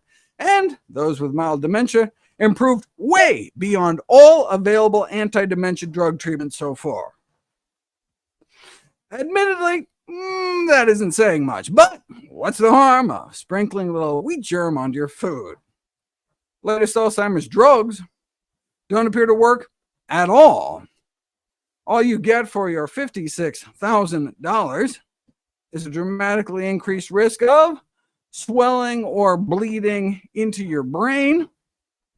When the FDA approved it anyway, the head of the American Geriatric Society replied, "My head just exploded." So to wrap up this section, autophagy, consider the primary system for cleaning the body from the inside out. And we can boost autophagy with aerobic exercise, skipping the fries and chips, drinking coffee, and eating specific foods to reach a target of 20 milligrams of spermidine a day. I offer similar diet and lifestyle takeaways for each of the other 10 anti-aging pathways, but don't have time to talk about them because I also want to touch on the other 3 major sections of the book. Part 2 focuses on the diets and lifestyles of the healthiest and longest lived people around the world. Why do some live to be 100 and others not? It's not just a matter of picking better parents. Studies following identical twins suggest that only about 25% of the variation in lifespans is explained by genetics. So what can we do for a majority over which we may have some control? The media loves stories about hard-living centenarians who attribute their longevity to some combination of lard, vodka, and favorite brand of cigarette. But how do the oldest and healthiest really eat and live? That's what we have the blue zones for, areas of exceptional longevity around the world. I don't know if you saw the new Netflix series with Dan Buettner, where there may be up to 10 times the rate of those reaching triple digits, named for the color of demography used in the global heat map of mortality. What lessons can we learn? The Blue Zones organization distilled findings from more than 150 dietary surveys from the world's longest living people to create a set of 10 food guidelines. The foundation of the Blue Zones food guidelines is making your diet at least 95% plant-based, avoiding highly processed foods, and emphasizing beans as the healthiest source of protein, water as the best beverage, and nuts as the healthiest snack. That's the foundation. The final 5 guidelines are to go easy on fish, eliminate eggs, slash sugar, reduce dairy, retreat from meat. Now, there are some shared Blue Zone lifestyle characteristics like family coherence, avoiding smoking, daily exercise, social engagement, but plant-based nutrition appears to be the principal component, alone accounting for about half the difference in lifespan. No surprise, it's the number 1 risk factor for death in the United States is the American diet. I don't know if you can see that text. It's a little small, but turns out unsafe sex, bad. Sedentary lifestyle, bad. Alcohol and drugs, especially tobacco, bad. But cigarettes only kill about 500,000 Americans every year, whereas our diet kills many more. We are what we eat, which is good news because it means we have the power. Changing from a typical diet to a more optimized diet starting at age 20, we expected to increase the lifespan of women by about 11 years and men by 13 years. The largest life expectancy gains would be made by eating more what? Eating more legumes. In other words, more beans, split peas, chickpeas, and lentils. So, if there was one thing we could eat, legumes for longevity, hummus for health. Then comes whole grains and nuts, and eating less meat. Now, for the few of you who may be listening who aren't 20 anymore, not to worry. Starting to eat healthier at age 60 could still mean adding 8 or 9 more years to your lifespan. Even starting as late as age 80 could add years. Change your health destiny can start tomorrow morning at breakfast. And it doesn't take much. The NIH-AARP study is the largest forward-looking study on diet and health, based on its 6 million person years of observation, replacing just 3% of daily caloric intake from animal protein with plant protein was associated with a 10% decreased risk of overall mortality. Just swapping 3%. Of all the animal protein sources, eggs were found to be the worst. Swapping in 3% of plant protein for egg protein was associated with twice the benefit, 20% lower mortality, having scrambled tofu instead. But does eating healthier actually slow down aging? This study just came out a few weeks ago. And what do you know? Adopting a plant-based dietary pattern, especially when rich in healthful plant foods, was associated with substantially lowered pace of aging. All we need now is an interventional trial to Seal the deal, show cause and effect, and here we go. Randomize hundreds of women to a diet centered around what? Centered around healthy plant foods, or exercise, or neither. And though the physical activity failed to actually slow aging, those in the plant-based dietary intervention group had a significant slowing of biological aging. Of course, it isn't just about adding years to your life, but life to your years. An unhealthy aging index was devised to measure functional impairments, vitality, mental health, physical health, substituting even just 1% of calories from plant protein for animal protein appeared to lead to significantly less deficit accumulation, and substituting 5% may reduce the risk of dying from the greatest deficit of all, dementia. That may help explain why those who don't eat any meat at all may be up to 3 times less likely to become demented in the first place. But again, it's not all or nothing. In fact, the worst thing about a humanity's diet is neither animal nor vegetable, but mineral. Sodium. Here are the top 5 fatal flaws of our diet. Millions of deaths every year may be attributable to not getting enough whole grains, not eating enough fruit, not enough nuts and seeds, not enough vegetables. But the single deadliest ingredient in humanity's diet is something we get too much of, and that's sodium, our number 1 dietary risk factor for death. A recent whopping study, for example, found that those who salted their food at the table at age 50 appeared to have about a 2-year lower life expectancy compared to those who didn't. So swapping out the salt shaker for some salt-free seasoning or salt substitutes could potentially add years to your life. How do we know it's cause and effect? 5 kitchens at a veterans hospital were randomized into 2 groups for a few years, offering meals salted either with regular salt or, unbeknownst to them, a 50-50 blend of regular salt sodium chloride with a salt substitute like these, potassium chloride. The kind of salt was the only difference between the meals, and cardiovascular disease death rates plummeted by 40% in the folks getting the reduced sodium blend. The new difference in life expectancy between the 2 groups at age 70 was equivalent to that which would have occurred naturally in 14 years, meaning that simply switching to even half potassium salt, for which you wouldn't even be able to taste the difference, appeared to effectively make people more than a decade younger when it came to the risk of premature death. What do the likes of the Salt Institute have to say about public health recommendations to reduce sodium intake? In testimony before a congressional committee, the presumption that healthier diets would cut healthcare costs was challenged. Indeed, one processed food defender testified, healthcare expenditures increase if lifespan is prolonged. If people eat healthier and live longer, it could be more expensive. Noting that if tobacco were banned, the increase in expected lifespan would increase the cost of care of old people. Think how expensive it would be if people started taking care of themselves and didn't conveniently die on time. Ultra-processed foods, often packed with added salt, sugar, and fat, consistently account for more than 50% of a dietary caloric intake. More than half of our diet is junk. Not surprisingly, these foods are associated with a greater risk of dying prematurely. So just cutting back on animal foods isn't enough. Healthy plant-based diets are associated with a significantly lower risk of dying, but unhealthy plant-based diets are not.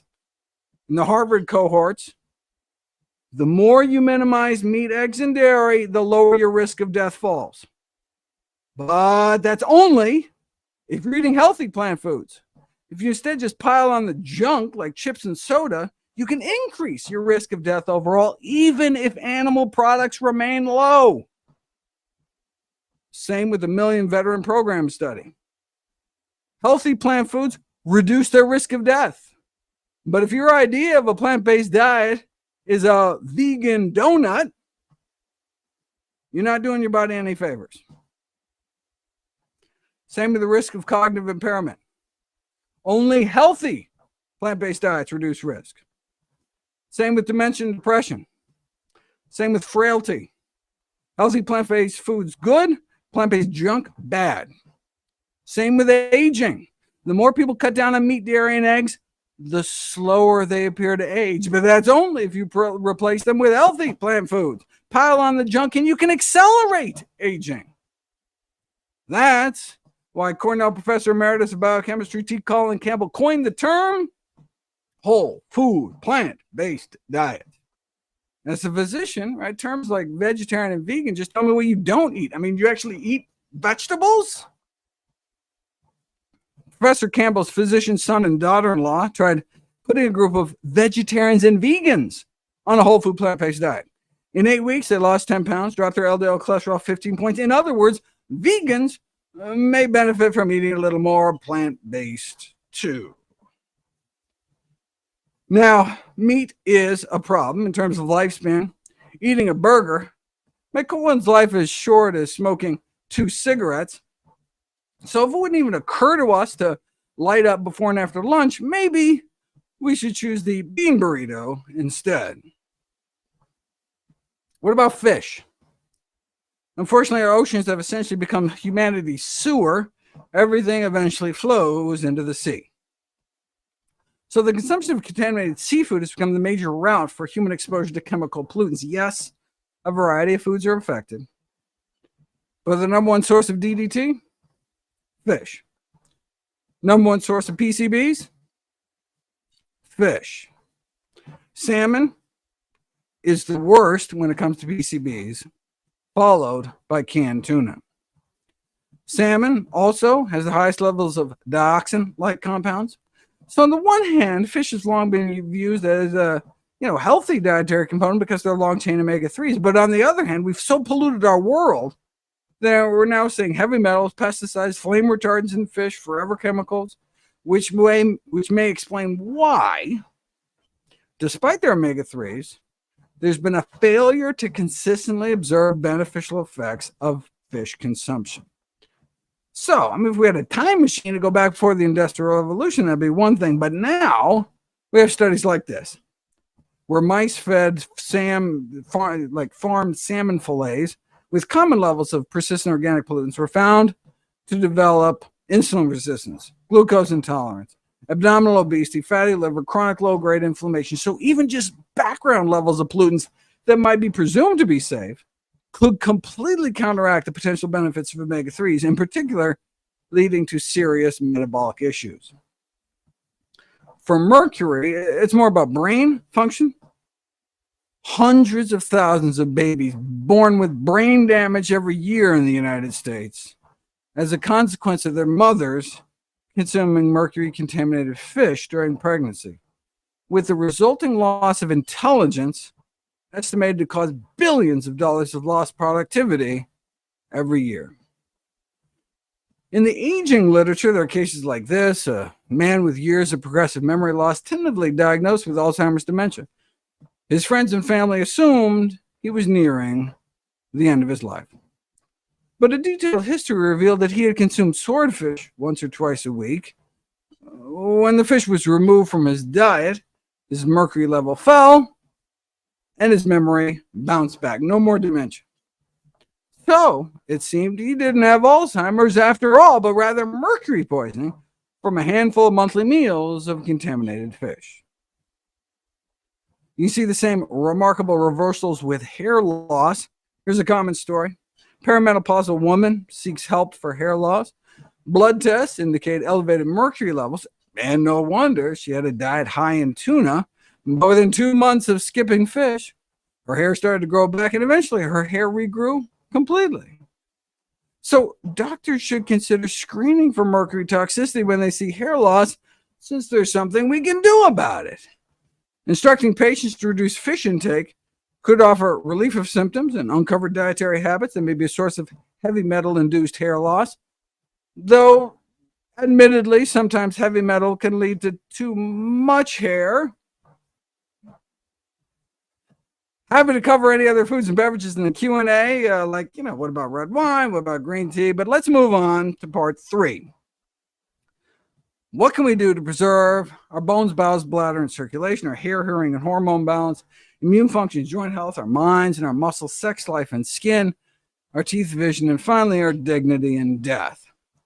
Let me just share a few quick pearls. For example, did you know that 85% of age-related bone fracture risk has nothing to do with bone mineral density? It's just been drilled into our heads by big pharma and a billion-dollar bone density screening industry. Fractures are primarily due to falling, not osteoporosis. So it's the age-related muscle loss and impaired balance that may be breaking most of our bones, which is good news because there's something we can do about it.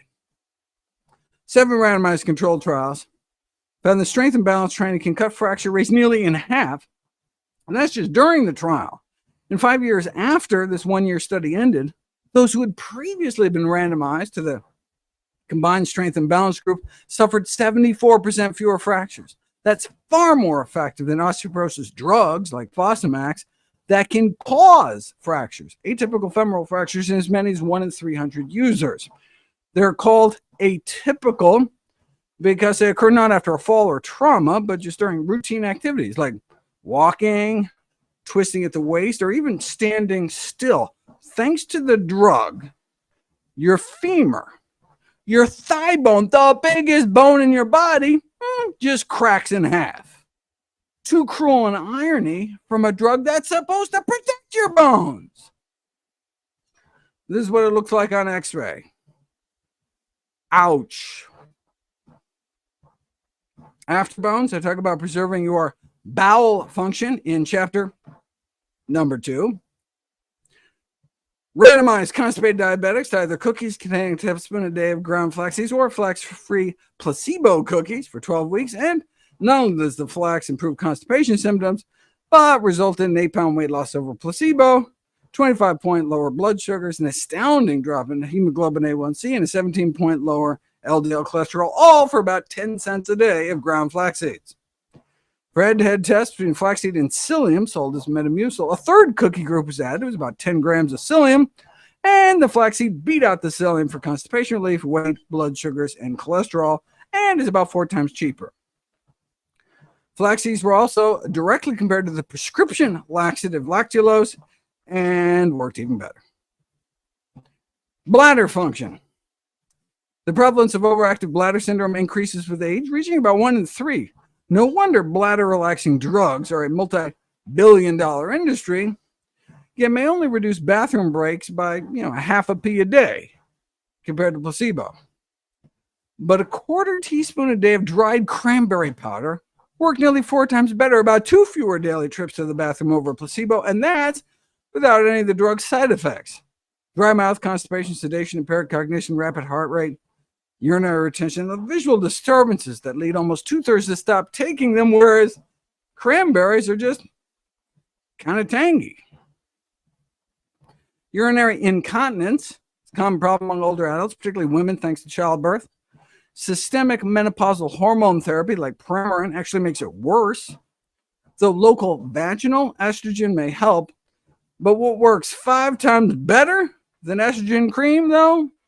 Kegel exercises, pelvic floor exercises, as I detail in the section Jacked in the Box.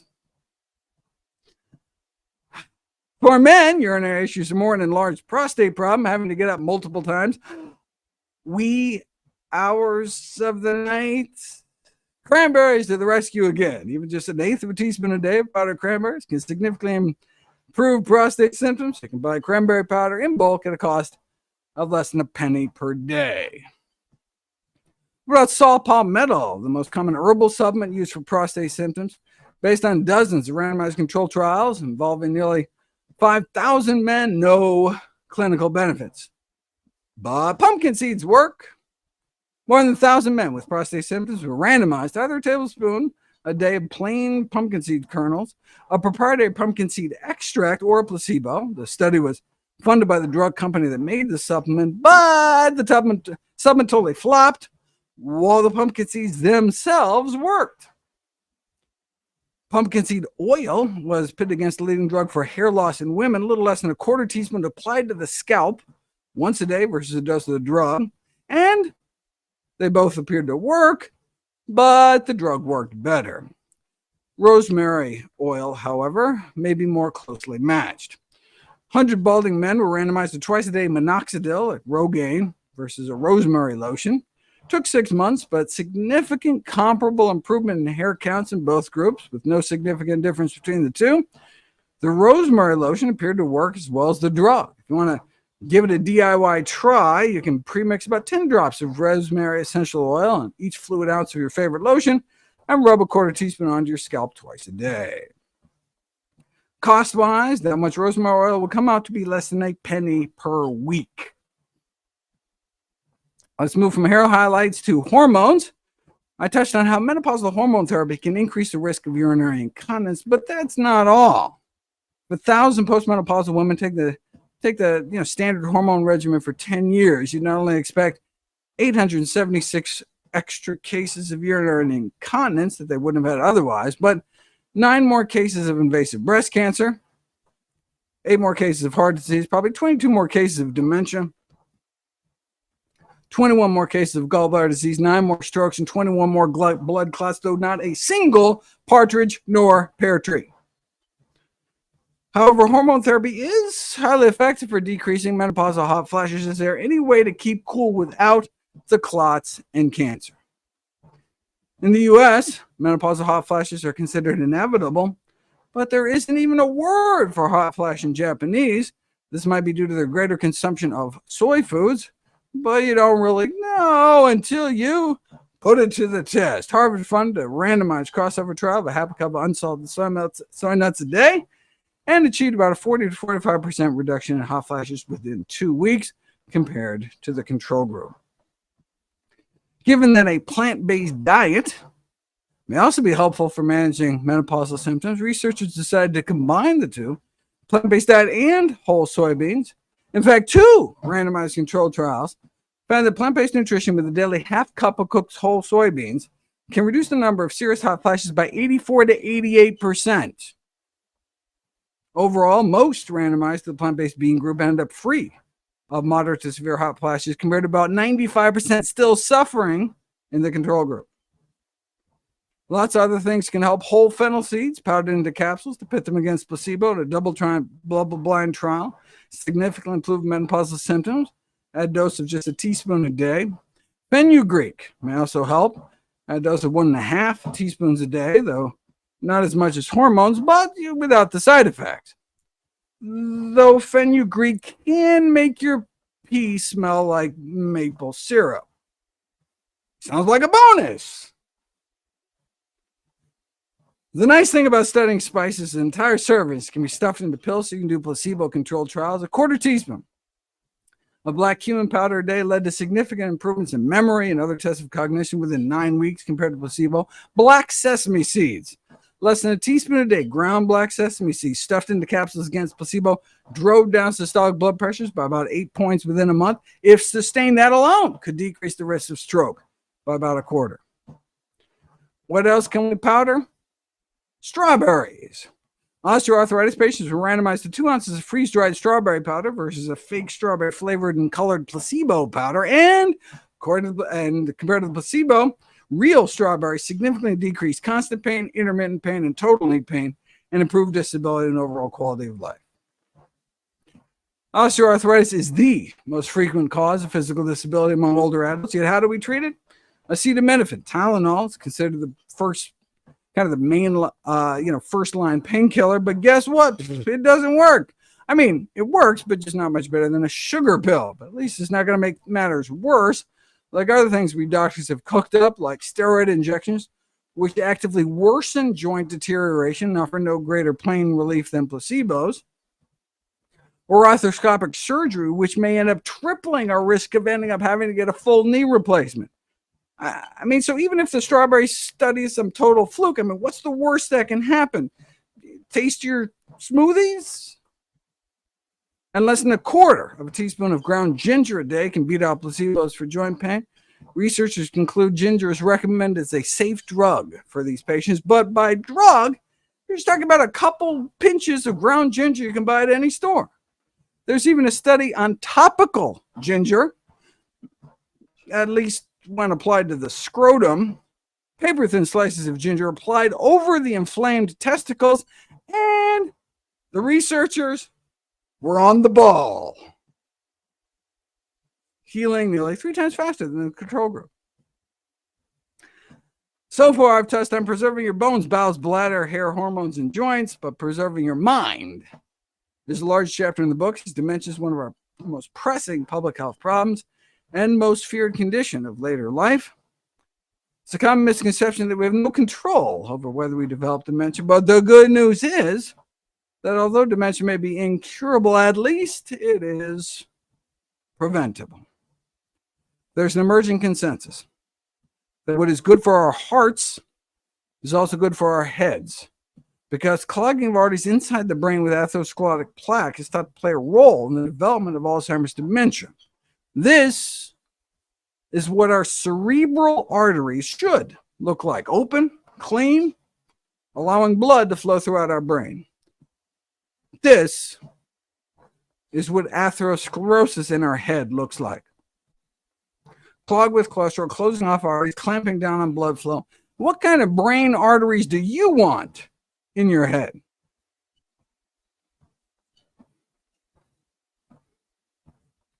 Too much cholesterol in our blood is unanimously recognized to be a risk factor for the development of Alzheimer's disease. Those with a total cholesterol of 225 or more may have nearly 25 times the odds of ending up with amyloid plaques in their brains 10 to 15 years later. Cholesterol explains how the Alzheimer's gene ApoE4 ravages the brain. After all, ApoE is the major cholesterol carrier in the brain. LDL cholesterol in those with bad gene variants of ApoE averages 40 points higher, but switch people to a diet lower in animal fat, and diet can trump genetics. This may explain the so-called Nigerian paradox, where they have among the highest rates of the Alzheimer's gene, but some of the lowest rates of Alzheimer's disease. How is that possible? Genes load the gun, but lifestyle pulls the trigger. Paradox may be explained by their low cholesterol levels, probably due to their diets low in animal fat. Human beings may have evolved to maintain an LDL cholesterol level of around 25. The average in the Western world is approximately 120. No wonder heart disease is the leading cause of death in high-income countries, and dementia, killer number 2. That helps explain why the so-called Alzheimer's gene is the single most important gene when it comes to longevity, too, which is good news. Because even if we've been dealt some bad genetic cards, we still may be able to reshuffle the deck with diet. So, in terms of dietary guidelines for the prevention of Alzheimer's, we should center our diets around vegetables, legumes, fruits, and whole grains. In other words, the dietary pillar of lifestyle medicine, which is whole food, plant-based nutrition. Or even simpler, plants, plants, and more plants. Any plants in particular? Note that the Loma Linda Alzheimer's Prevention Program singles out berries and greens. Eating strawberries and spinach can mitigate age-related cognitive decline in rats, but what about in people? The cognition of hundreds of twins was followed over a decade, consuming the berry pigments and less than a quarter cup of blueberries a day, or around a daily cup of strawberries, was associated with a slowed cognitive aging by about 4 years.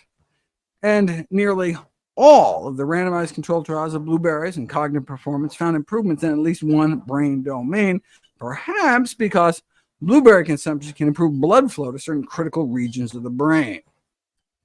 The one study that flopped mixed the berries with milk.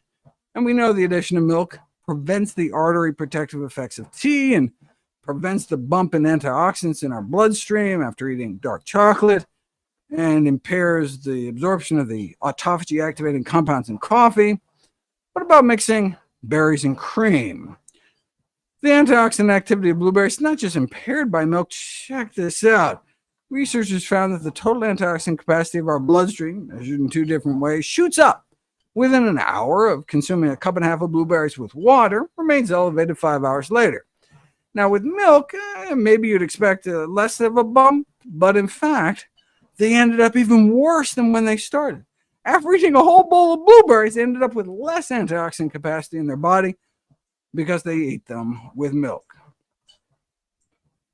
One reason greens may be referred to as an anti-Alzheimer's plant is because dark green leafy vegetables can also improve blood flow in the brain. Randomized older adults to the greens pigments found in a couple of days worth of cooked kale and see significant improvements in complex attention, cognitive flexibility, and those randomized to just a half a cup of kale's worth of the cruciferous compound sulforaphane got significant improvements in processing speed and working memory.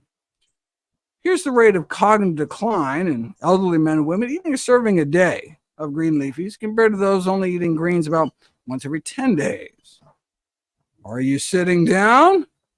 The rate of decline among those who consumed 1 to 2 servings of greens a day was equivalent to being 11 years younger. So now, are you sitting down to a big salad? Greens come up in chapter after chapter. What's the recommendation for preventing age-related macular degeneration or leading cause of blindness, or even treating it in its earliest stages? Consume a diet high in what? Green leafy vegetables. We're talking 2 to 3 servings a day, so at least greens at every lunch and dinner, with bonus points for sneaking them into breakfast and, say, a green smoothie. In fact, blending greens can triple the bioavailability of a key vision-protecting nutrient. The main reason greens make it into my anti-aging 8, though, is because the nitrates in a serving or 2 of cooked greens can slow our resting metabolic rate for the same reason a little shot of beet juice enables free divers to hold their breath longer. It improves the efficiency of our mitochondria, the little power plants in our cells, allowing us to effectively extract more energy from each breath. Another dietary intervention that has a similar effect on slowing metabolism is calorie restriction. The candle that burns half as bright burns twice as long, but instead of starving all the time, you can just eat a big salad. What else can greens do? The Harvard Nurses Health study, the consumption of leafy greens appeared to protect against the development of frailty. And when put to the test in a randomized, double-blind, placebo-controlled trial, the equivalent of about 2/3 of a cup of spinach led to a significant boost in muscle strength, muscle quality, and muscle mass in older men and women. A single cup of cooked greens worth of vegetable nitrates significantly boosted maximum power and velocity in the quads so much it was functionally equivalent to acutely reversing the effects of several decades of aging. A single cup of cooked grains. Of course, when most people think about maintaining muscle mass as they age, they don't think spinach, they think protein. But if you put together all the randomized controlled trials of adding extra protein to the diets of older men and women, you find no evidence that adding protein increases muscle mass or strength. Yeah, but what if you have sarcopenia, excessive age-related muscle loss, right? Surely then protein helps, right? No significant effect on muscle performance or muscle strength. What does work? Exercise. When it comes to age-related muscle loss, it's use it or lose it. But maybe exercise plus protein? No! Protein supplementation does not significantly augment the effects of strength training in older adults. In fact, one of my anti-aging 8 is protein restriction. Why do longevity experts like Walter Longo recommend people cut down on protein to live longer? Here's what Luigi Fontana wrote in his book. He's the director of another leading longevity research center. Excess protein won't mass your muscles, but it will accelerate aging. How do you boost the pro-longevity hormone FGF21? Dietary protein restriction. How do you suppress the age-accelerating enzyme, IGF-1? You do it through dietary protein restriction. How do you suppress the so-called motor of aging enzyme mTOR? Dietary protein restriction. In fact, protein restriction down to recommended levels was the only intervention I could find that could slow down all of the 11 aging pathways, which is good news because it's easier to cut back on protein than it is to cut back on everything and walk around starving all the time.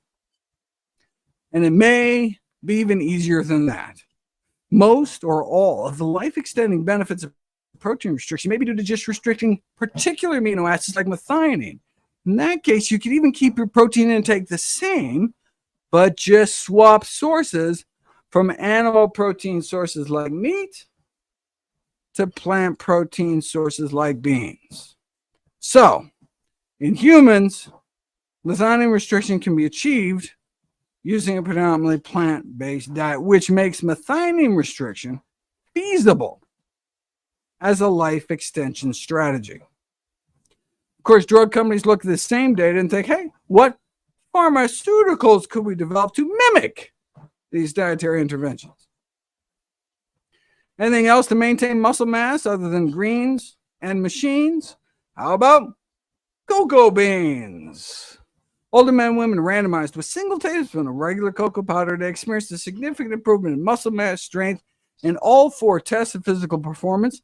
And no, this study was not funded by Hershey's. Unfortunately, the tastiest cocoa doesn't work as well. The control groups here were given the same amount of highly Dutched cocoa, alkalized cocoa, where some of the bitter compounds were removed in the Dutching process, or the very flavonoids responsible for the benefits. But natural cocoa is so good, it can improve walking performance in those with peripheral artery disease, not only by improving blood flow, but, as muscle biopsy showed, by improving mitochondrial activity. This is consistent with improved mitochondrial structure as well, and biopsies taken from people's quads, though this study was funded by Hershey's. What else can cocoa do? Increase the circulation within our skin, boosting it 70% within 2 hours after less than a tablespoon. Do that every day, and within 3 months, you end up with significantly improved skin thickness, density, and hydration. Keep it up for 6 months, and you can see improvement in wrinkles, along with improvement in skin elasticity within 12 weeks. All by making your life a little more chocolatey by adding some natural cocoa powder to your daily diet. I put it on my oatmeal with some, canned water-packed tart cherries for a morning time chocolate-covered cherry sensation. What else can we do for our skin? Well, there's certainly other, antioxidant, anti-inflammatory, glycotoxin-free foods. So when patients inquire about a diet that might contribute to younger-looking skin, evidence supports the recommendation to follow a what? Whole food plant-based diet. But the most important thing to prevent skin aging is avoid the sun. Exposure to sunlight may account for up to 90% of visible skin aging. That's why dermatologists agree there's nothing more important to slow the signs of aging than to protect your skin from the sun. Check out this trucker who spent years getting more sun on the left side of his face through the driver's side window. So, the gold standard is considered to be the use of sunscreen in the daytime and so-called retinoids at night. They're talking about a prescription-only form of topical vitamin A, known as all-trans retinoic acid, or tretinoin, sold as Retin A, that has been widely proven to improve skin appearance. The only problem is that it may kill you. Topical tretinoin therapy and all-cause mortality, a randomized controlled trial that had to be stopped early because significantly more people were dying in the retinoic acid group compared to the placebo cream group. So what can we use? Topical niacinamide, also known as nicotinamide, is described as one of the best studied anti-aging skin cream ingredients, which isn't saying much, but it has been shown to reduce yellowing, wrinkling, blotchiness, and dark spots in aging facial skin. For example, significantly reducing crow's feet wrinkles around the eyes. This was a split face study in which 64% of the niacinamide side eye wrinkles had moderate or marked improvement compared to 0% on the placebo side eyes. Topical vitamin C offers similar improvements over placebo in wrinkles, sallowness, and skin tone. Unfortunately, vitamin C is unstable in creams, turning an unsightly brown when it oxidizes. So instead, the skincare industry uses more stable vitamin C esters or derivatives, but there's no evidence that these compounds have comparable effects, likely because they're poorly absorbed and only minimally convert to the active form. But the good news is you can make your own. The 10% of solution used in the study retails for a ridiculous $127 an ounce, but you can make a DIY solution more than 2,000 times cheaper by simply buying ascorbic acid in bulk and mixing 3 grams to 30 grams of water at a cost of about $0.05 per ounce. Drip a few drops in the palm of your hand. Use your fingertips to apply it over your face, neck, and upper chest daily. Just don't get it into your eyes. And look, you can do the same thing with niacinamide, which can be even more ridiculously priced, but you can buy it in bulk as well at a 5,000% discount. Whew, okay, I could go on and on. The book certainly does, but let me close out by going back to the basics. From the anti-aging journal Rejuvenation Research, finally, a regimen to extend human life expectancy. Was it some exotic new stem cell treatment or gene therapy? No. It was a reference to this Harvard analysis. More than 100,000 men and women were followed for decades, and just a few basic lifestyle behaviors appeared to translate into 12 to 14 years of extra lifespan for the average 50-year-old. Even at age 50, you may still be able to add an extra dozen years to your lifespan. Even at age 70, there could still be about 10 extra years on the table. And if you clean up your life before age 50, nearly 18 years may be up for grabs based on simple common sense behaviors. That's the kind of lifespan extension extrapolating from lab animal experiments. But after decades of research and hundreds of millions of dollars later, efforts to translate those results into humans have largely been in vain. Yet here we are with human data suggesting dramatic life extensions available to all of us right here, right now. We already have that $1 trillion anti-aging drug that biotech has been promising us. It just has to be administered in the produce aisle and the gym. Turning back the clock, not with a drug or a DeLorean, but just by eating and living more healthily. A midlife switch between the ages of 45 and 64 to even the barest of minimums. We're talking 5 servings of fruits and vegetables a day, walking even like 20 minutes a day, maintaining a healthy weight, not smoking, can result in a substantial reduction in mortality. Even in the immediate future, we're talking a 40% lower risk of dying in the subsequent 4 years. The researchers conclude that making the necessary changes to adhere to a healthy lifestyle is extremely worthwhile, and middle age is certainly not too late to act. You hold the power. Whew, okay. So it's only able to get to about 100 studies. How Not to Age ended up with over 13,000 citations. So I've only been able to cover about 1% of the book. For the other 99%, you'll have to wait for publication. But it is available for pre-order now. And all proceeds that I receive from the sales of all my books goes directly to charity. I just want you and your loved ones to enjoy the longest, healthiest life. Thank you. Let's do some questions. Michael. Woo!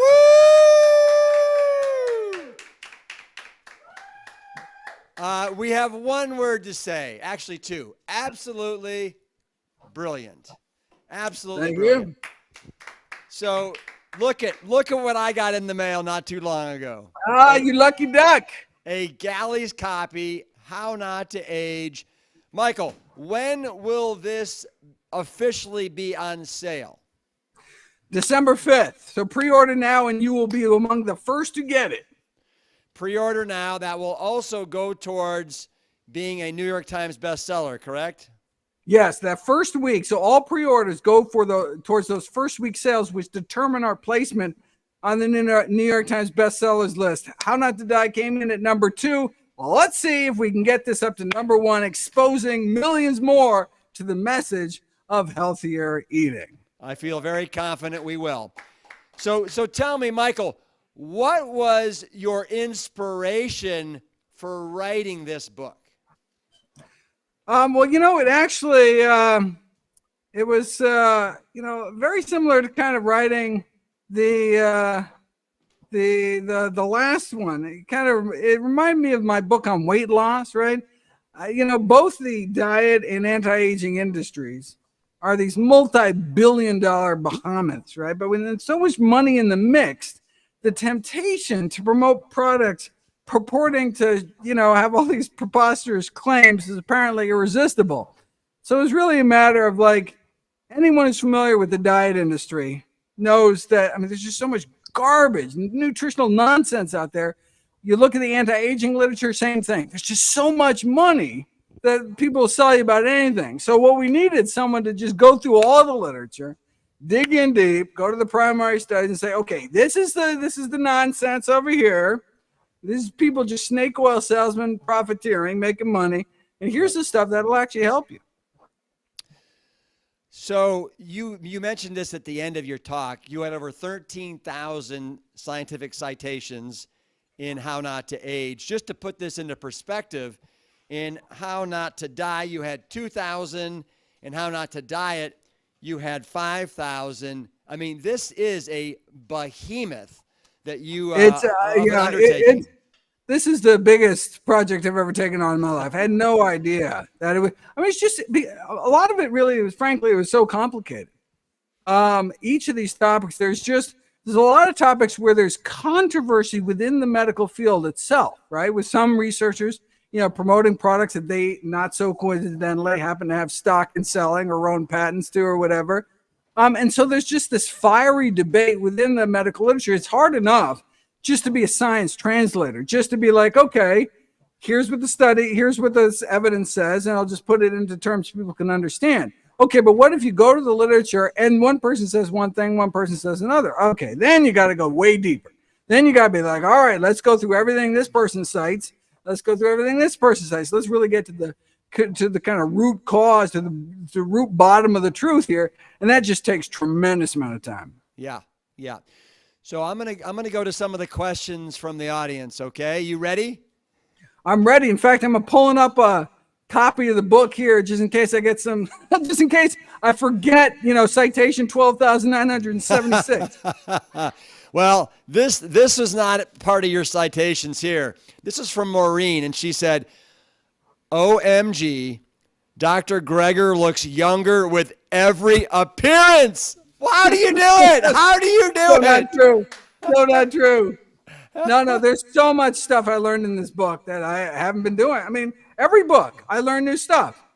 So, I'm changing my diet all the time. I'm reading new stuff. I'm incorporating new stuff. And so, so we'll see. So I'm just getting started on putting the stuff in How Not to Age. So we'll see what happens. Well, can you give me two things that you are doing differently because of the research that you discovered in this book? So certainly, I'm eating a lot more tempeh. So the spermidine thing, I'd never even heard of spermidine.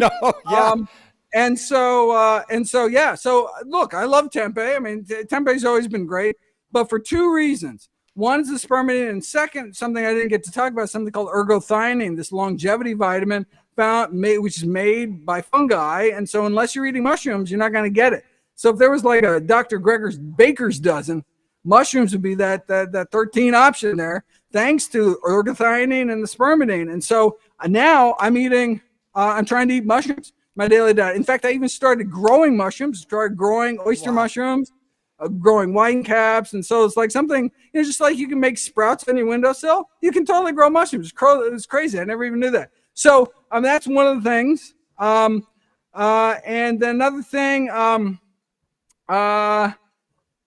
strawberries. So eating more strawberries. So there's something called fisetin, which is a senolytic compound, which destroys these zombie cells in the body.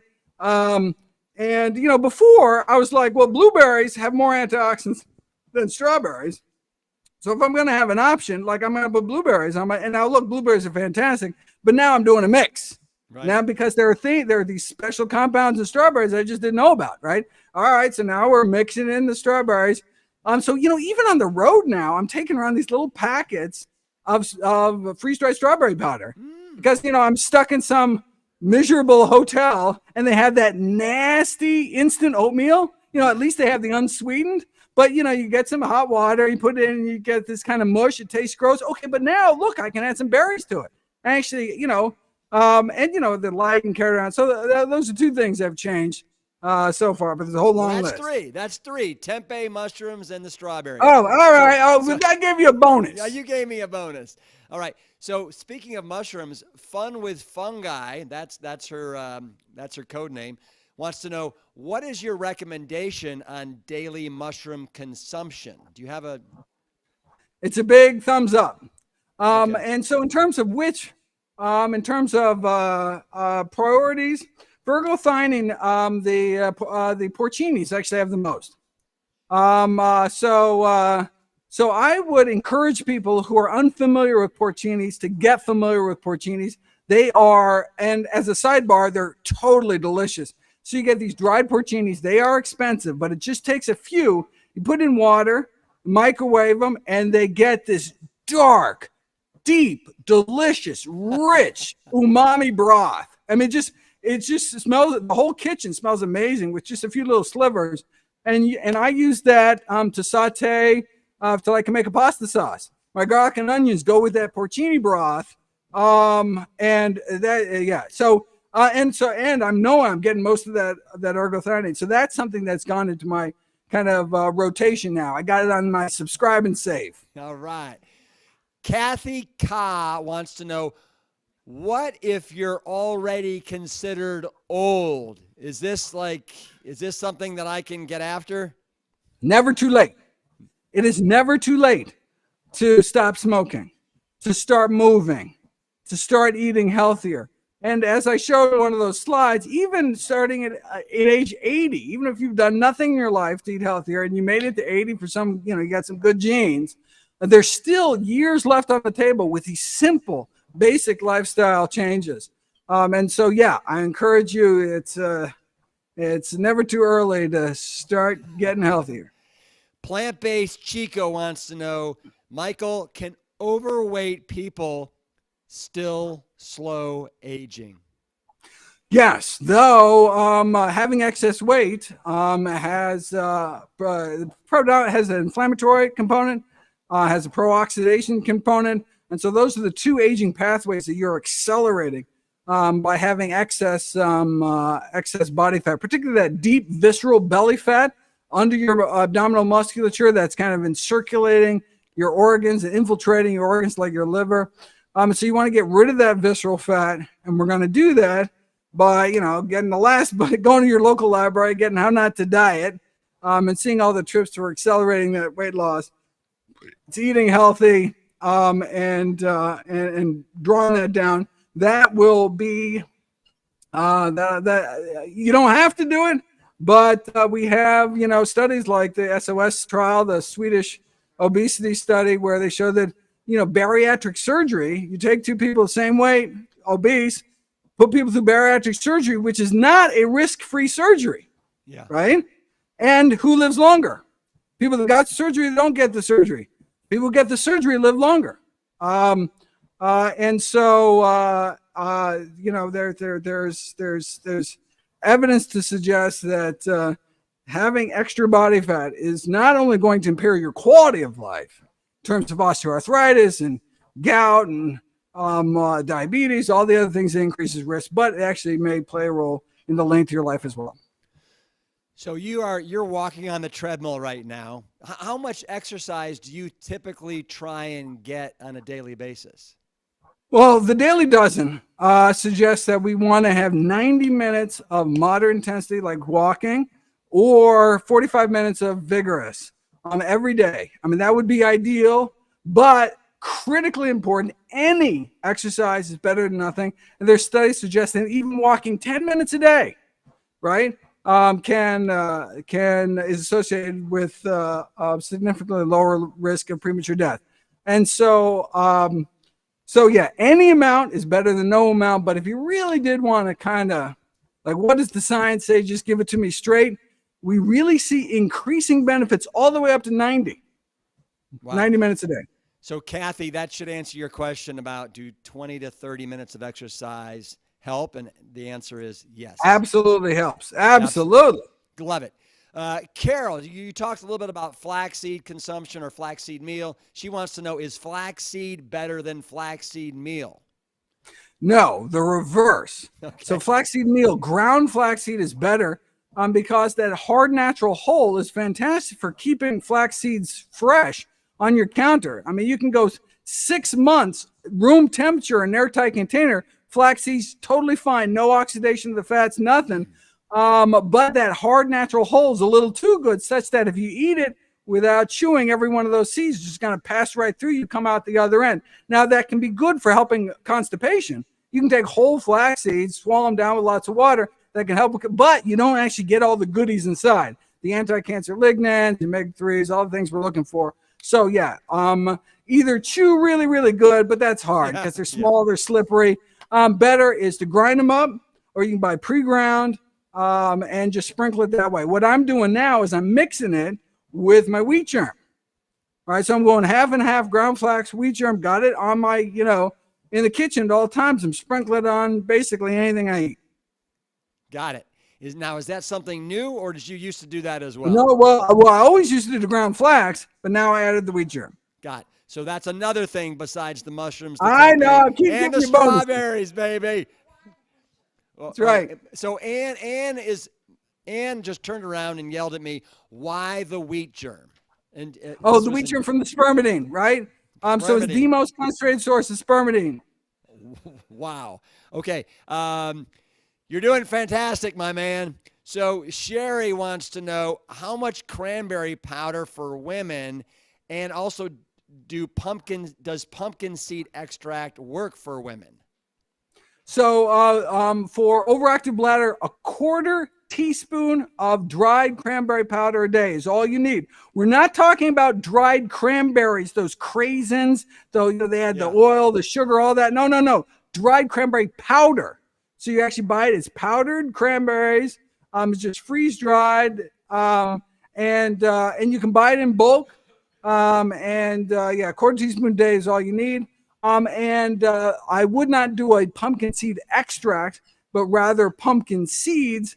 In terms of does it work for women, the pumpkin seed oil topically to the scalp worked for women's hair loss, but it was the pumpkin seeds themselves that worked for men with enlarged prostates.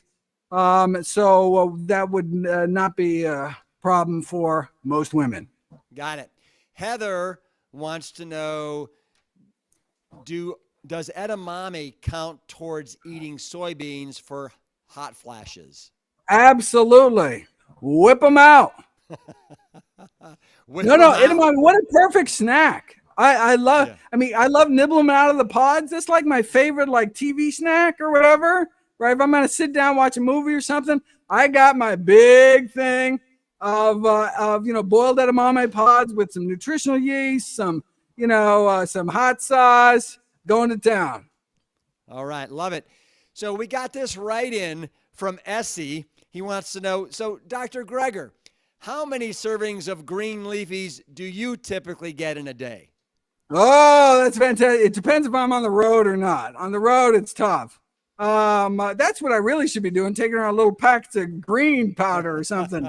But when I'm at home, I'm typically doing, unfortunately, I'm not really doing greens for breakfast these days, although I am doing fresh mint. I got these big bushes of fresh mint, adding it to my oat groats every morning. Love that flavor. Now pomegranates are coming into season. So I got the like a little recipe video on Nutrition Facts talking about one of my favorite breakfasts that includes the fresh. So that kind of counts for greens, but not really, because it's really just a handful. But I'm doing at least a bunch of typically cruciferous greens like kale or collards at each meal. That's good. You mentioned you mentioned oat groats for breakfast. Yeah. So you're going for the most unprocessed. No. And see, even if they weren't as healthy or they were equally healthy, oat groats are just so much better. It's just like, once you go from like rolled oats to steel cut, you're like, oh, I'm never going back to rolled. Same thing with groats. You go to groats, you're like, what was I doing with those mushy steel cut? I don't think I've ever had oat groats. Oh, dude, I just changed your life, dude. I know the farthest up that chain I've ever been is steel cut oats. So I'm going to groats. Oh, well, yeah. So that's a groat that's been cut like 2 or 3 times. You gotta go full groat. So Jane wants to know, how long do you cook those oat groats? Yeah. So I'm Instapotting the oat groats for 25 minutes. Got it. With a 2-to-1 water ratio. So we got a write in here from Harrison Ford. He wants to know, so Dr. Greger, you used a quote from one of my most famous movies, "The light that burns twice as bright burns half as long." He wants to know, what movie was that, Dr. Greger? Whoa, that's what a great trivia question. I only know a few Harrison Ford movies. So, was it Raiders? I don't remember that line. It was Blade Runner. Oh, Blade and Runner. one of the cyborgs says Oh, it to you're Tyrell. totally right. That was a fantastic film. Wasn't that? All right. Yeah. You win. Okay. So Sarah wants to know. So Dr. Greger, you showed a graph with what happens when you combine blueberries with milk and how it basically blunts the antioxidant. Not just blunts. Actually takes you negative. Okay, but she wants to know, was that using plant milk or dairy milk? Oh, no, so that's dairy milk. It's a casein effect. The casein protein gloms onto those polyphenols and flushes them out the body. And the milk itself has the lactose, which breaks down into galactose, which has this pro-oxidant effect, eats up your antioxidants. All right. I just have to make a comment, and then I'd love for you to expound on it. But I was blown away when you mentioned that protein dietary restriction is one of the best things you can do to slow down the aging process because it affects all 11 of the aging pathways. Were you expecting that in your research? No, that's or did a big you know surprise. That? Yeah, no, that's a big surprise. So I mean, I knew animal experiments that protein restriction extended lives, and that's really the bulk of why caloric restriction extends the lives of rodents. Is because you're actually restricting the protein. If you don't restrict the protein, you don't get the benefit. Or if you just restrict the protein but not the calories, you get almost all the benefit. So I knew it worked in rats and mice, but it was the human interventional data that I was surprised about. So you take people eating about typical amount of excess protein in America, like 1.2, 1.3 grams per kilogram body weight, and you take them down to even like 0.9, which is more than they even need. We really need 0.8 is the recommended. Take them down to 0.9, and you get significant metabolic benefits because you're cutting down methionine, you're cutting down those branched chain amino acids. And so we're restricting protein down to the recommended intake. Now that recommended intake goes up at age 65. So I would recommend restricting down to 0.8 under age 65, restricting down to 1.0 after age 65. So that's about 0.45 grams per pound. So you take your weight, your ideal weight in pounds, multiply by 0.45 after age 65. That's the amount of grams per day you should shoot for. You've mentioned methionine, and is it in part because you want to reduce the methionine because when you're eating so much of it, it does something with the homocysteine? Oh, well, there is actually a homocysteine effect. But we think the benefit of cutting down methionine is because methionine is directly toxic, is the most toxic amino acid that there is in terms of levels of any of amino acids. It has a pro-oxidant effect within the mitochondria and throughout the body, and it suppresses the longevity hormone FGF21. Has all these negative effects within the body, turns into cysteine, has other negative effects. And so it's not just kind of a homocysteine thing. And you can cut down on methionine 3 ways. 1, cut down on everything, like just eat less food, because then by definition, you'll eat less methionine. 2, keep the same amount of food, but just eat less protein. Or 3, same amount of food, same amount of protein, but just shift over from animal sources to plant sources, which has less methionine. And you can do it that way. A gerontology debate that's been going on for a long time is this, and I want you to take a gander at answering this. Dr. Greger, do we die from aging or disease? Oh, that's a fantastic question. So, there's an autopsy series of tens of thousands of autopsies, and in every single case that a centenarian died, every single one, they died from disease. There's no such thing as dying from old age. People die from diseases. Most commonly heart disease, even in centenarians, #1 cause of death. And so, you take a step back and say, well, wait a second. Why wasn't How Not to Die all the anti-aging book anybody needs, because that's about not dying from killer number 1, heart disease, killer number 2, on down the list. Well, as I noted at the beginning of the talk tonight, age, although is not killing you directly, it's a risk factor for all these diseases, right? It just increases our risk of dementia, increase our risk of heart disease, yes, the early beginnings of heart disease can begin, in children eating the standard American diet, but they're not having full-blown heart attacks until they really get that plaque buildup, by their, 30s and 40s. And so age plays a role. You are exposing your body to these bad behaviors for longer. It's like smoking. The first cigarette is not going to give you lung cancer, but the more we measure it in medicine, we measure it in pack years. The number of packs you smoke a day times the number of years you've smoked that way, because it's a cumulative effect. It's the same thing. You can talk about cholesterol years. It's not just having high cholesterol. For how many years have you had high cholesterol to build up in your system? That's why these people born with these PCKS, these various mutations that interfere with your body's ability to build up high cholesterol levels. They have lifelong low LDL levels, and these are some of the longevity syndromes. These people live incredibly long lives, and what's amazing is their LDL really isn't that low.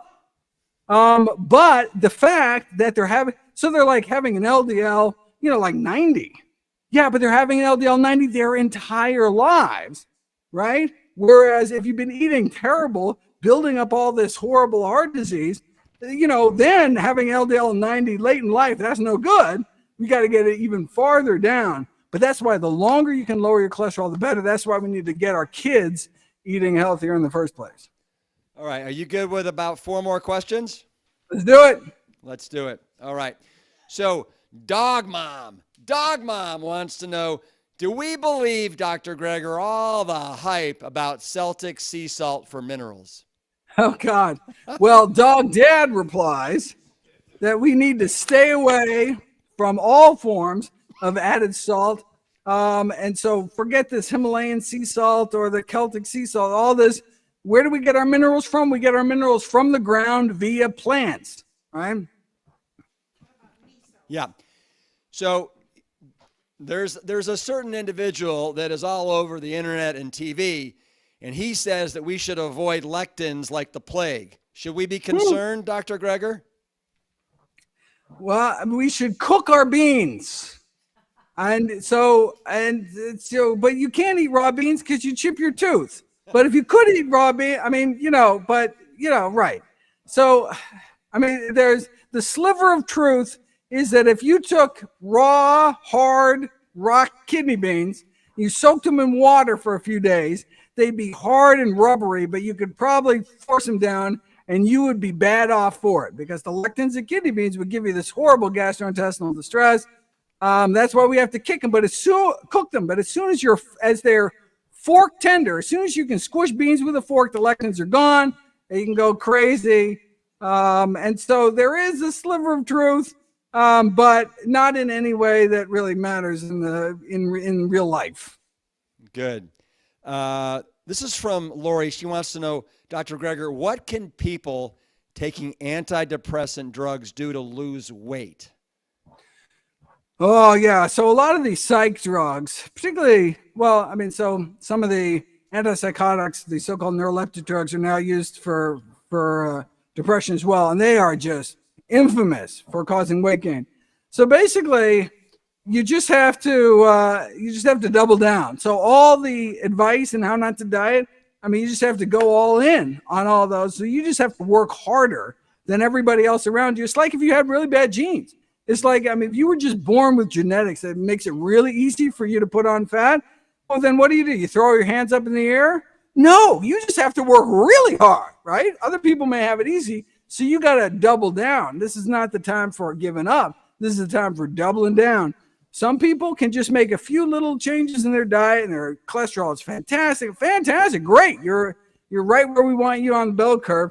Other people have to work harder at it. That's where genetics come in. But whatever genetic cards we've been dealt, we can reshuffle away with diet and lifestyle. Got one more question for you, Dr. Greger. This is from Jennifer, and she wants to know, what is your preference? Raw food diet, a mix, or the macrobiotic diet that is basically where everything is lightly cooked? Mix it up. That's because some nutrients become more absorbable upon cooking. So, for example, lycopene in cooked tomatoes, cooked tomato products, you actually get more in your system when you eat cooked tomato products versus raw tomatoes, more beta carotene in your bloodstream eating cooked carrots than raw carrots. On the other hand, there are some nutrients like vitamin C, folate, that are partially destroyed by cooking. So we need a combination of raw and cooked foods. And really, in the end, it's whichever way will get you to eat more. You like raw broccoli, eat raw broccoli. You like cooked broccoli, eat cooked broccoli. The only exception is deep frying. That's the one kind of cooking technique we want to keep off the table. Okay. Stay away from those acrylamides, right? What about That's right. miso? Do you like that instead of sodium or salt? I love it. And But so you don't mind the sodium in it. right. So there's actually been interventional trials where they took people and gave them multiple bowls, massive amounts of sodium in the form of miso soup, and you do not get a bump in blood pressure. And so it's like the one form of sodium that isn't associated with increased stomach cancer, isn't associated with increased hypertension, and when put to the test in interventional trials, does not increase blood pressure. So that's what I use in my cookbooks to add that kind of salty flavor. Just like, adding like dried fruit like dates is a way you can make things sweet, but actually have some nutrition in there. Yeah, Jane.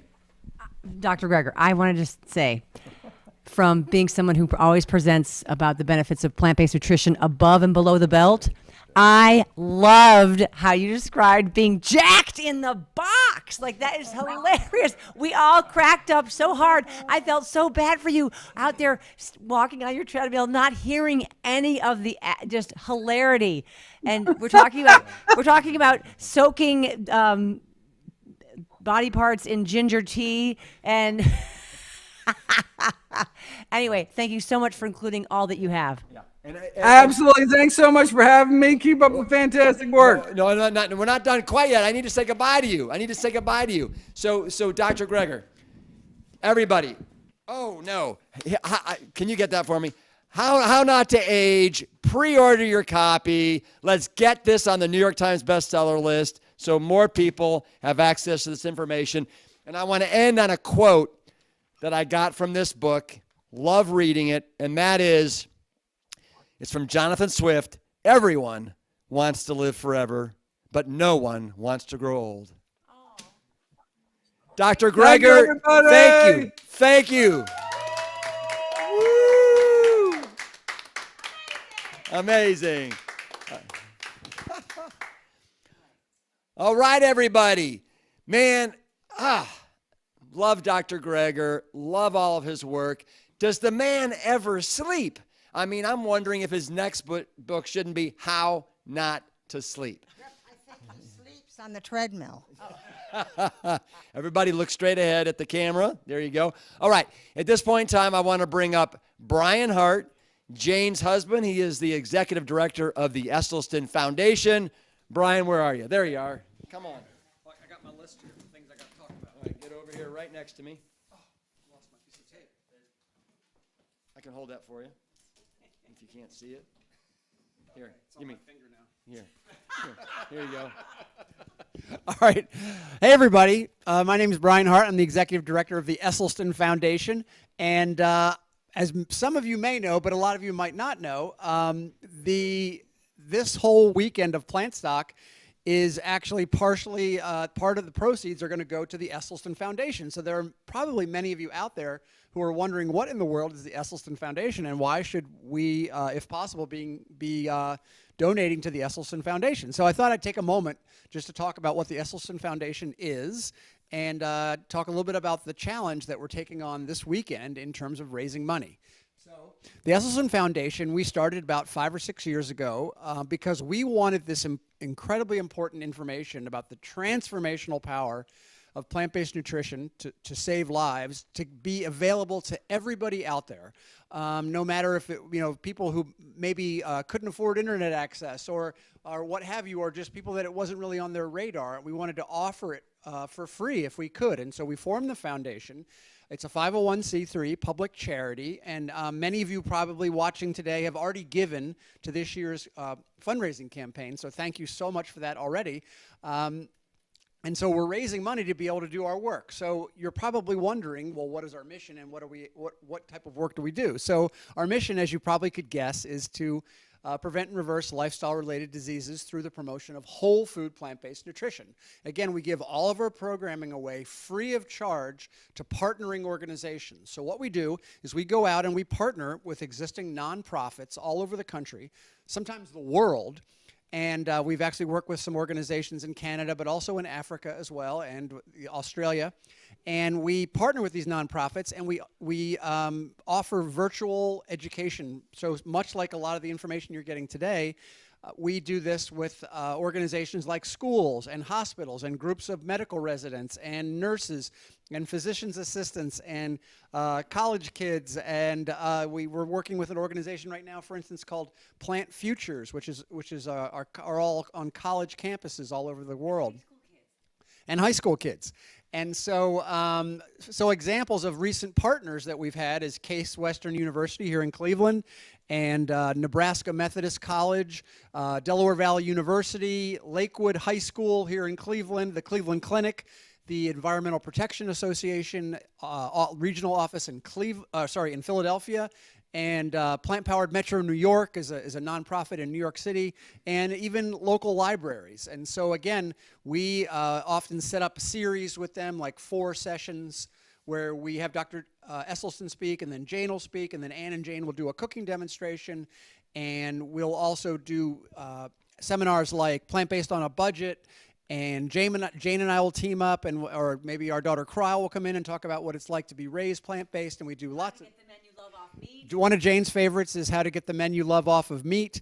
And again, we do this all for free. Now, we're especially excited this year because we've been focusing on the health of nurses. So we've been partnering with nurses organizations at the Cleveland Clinic.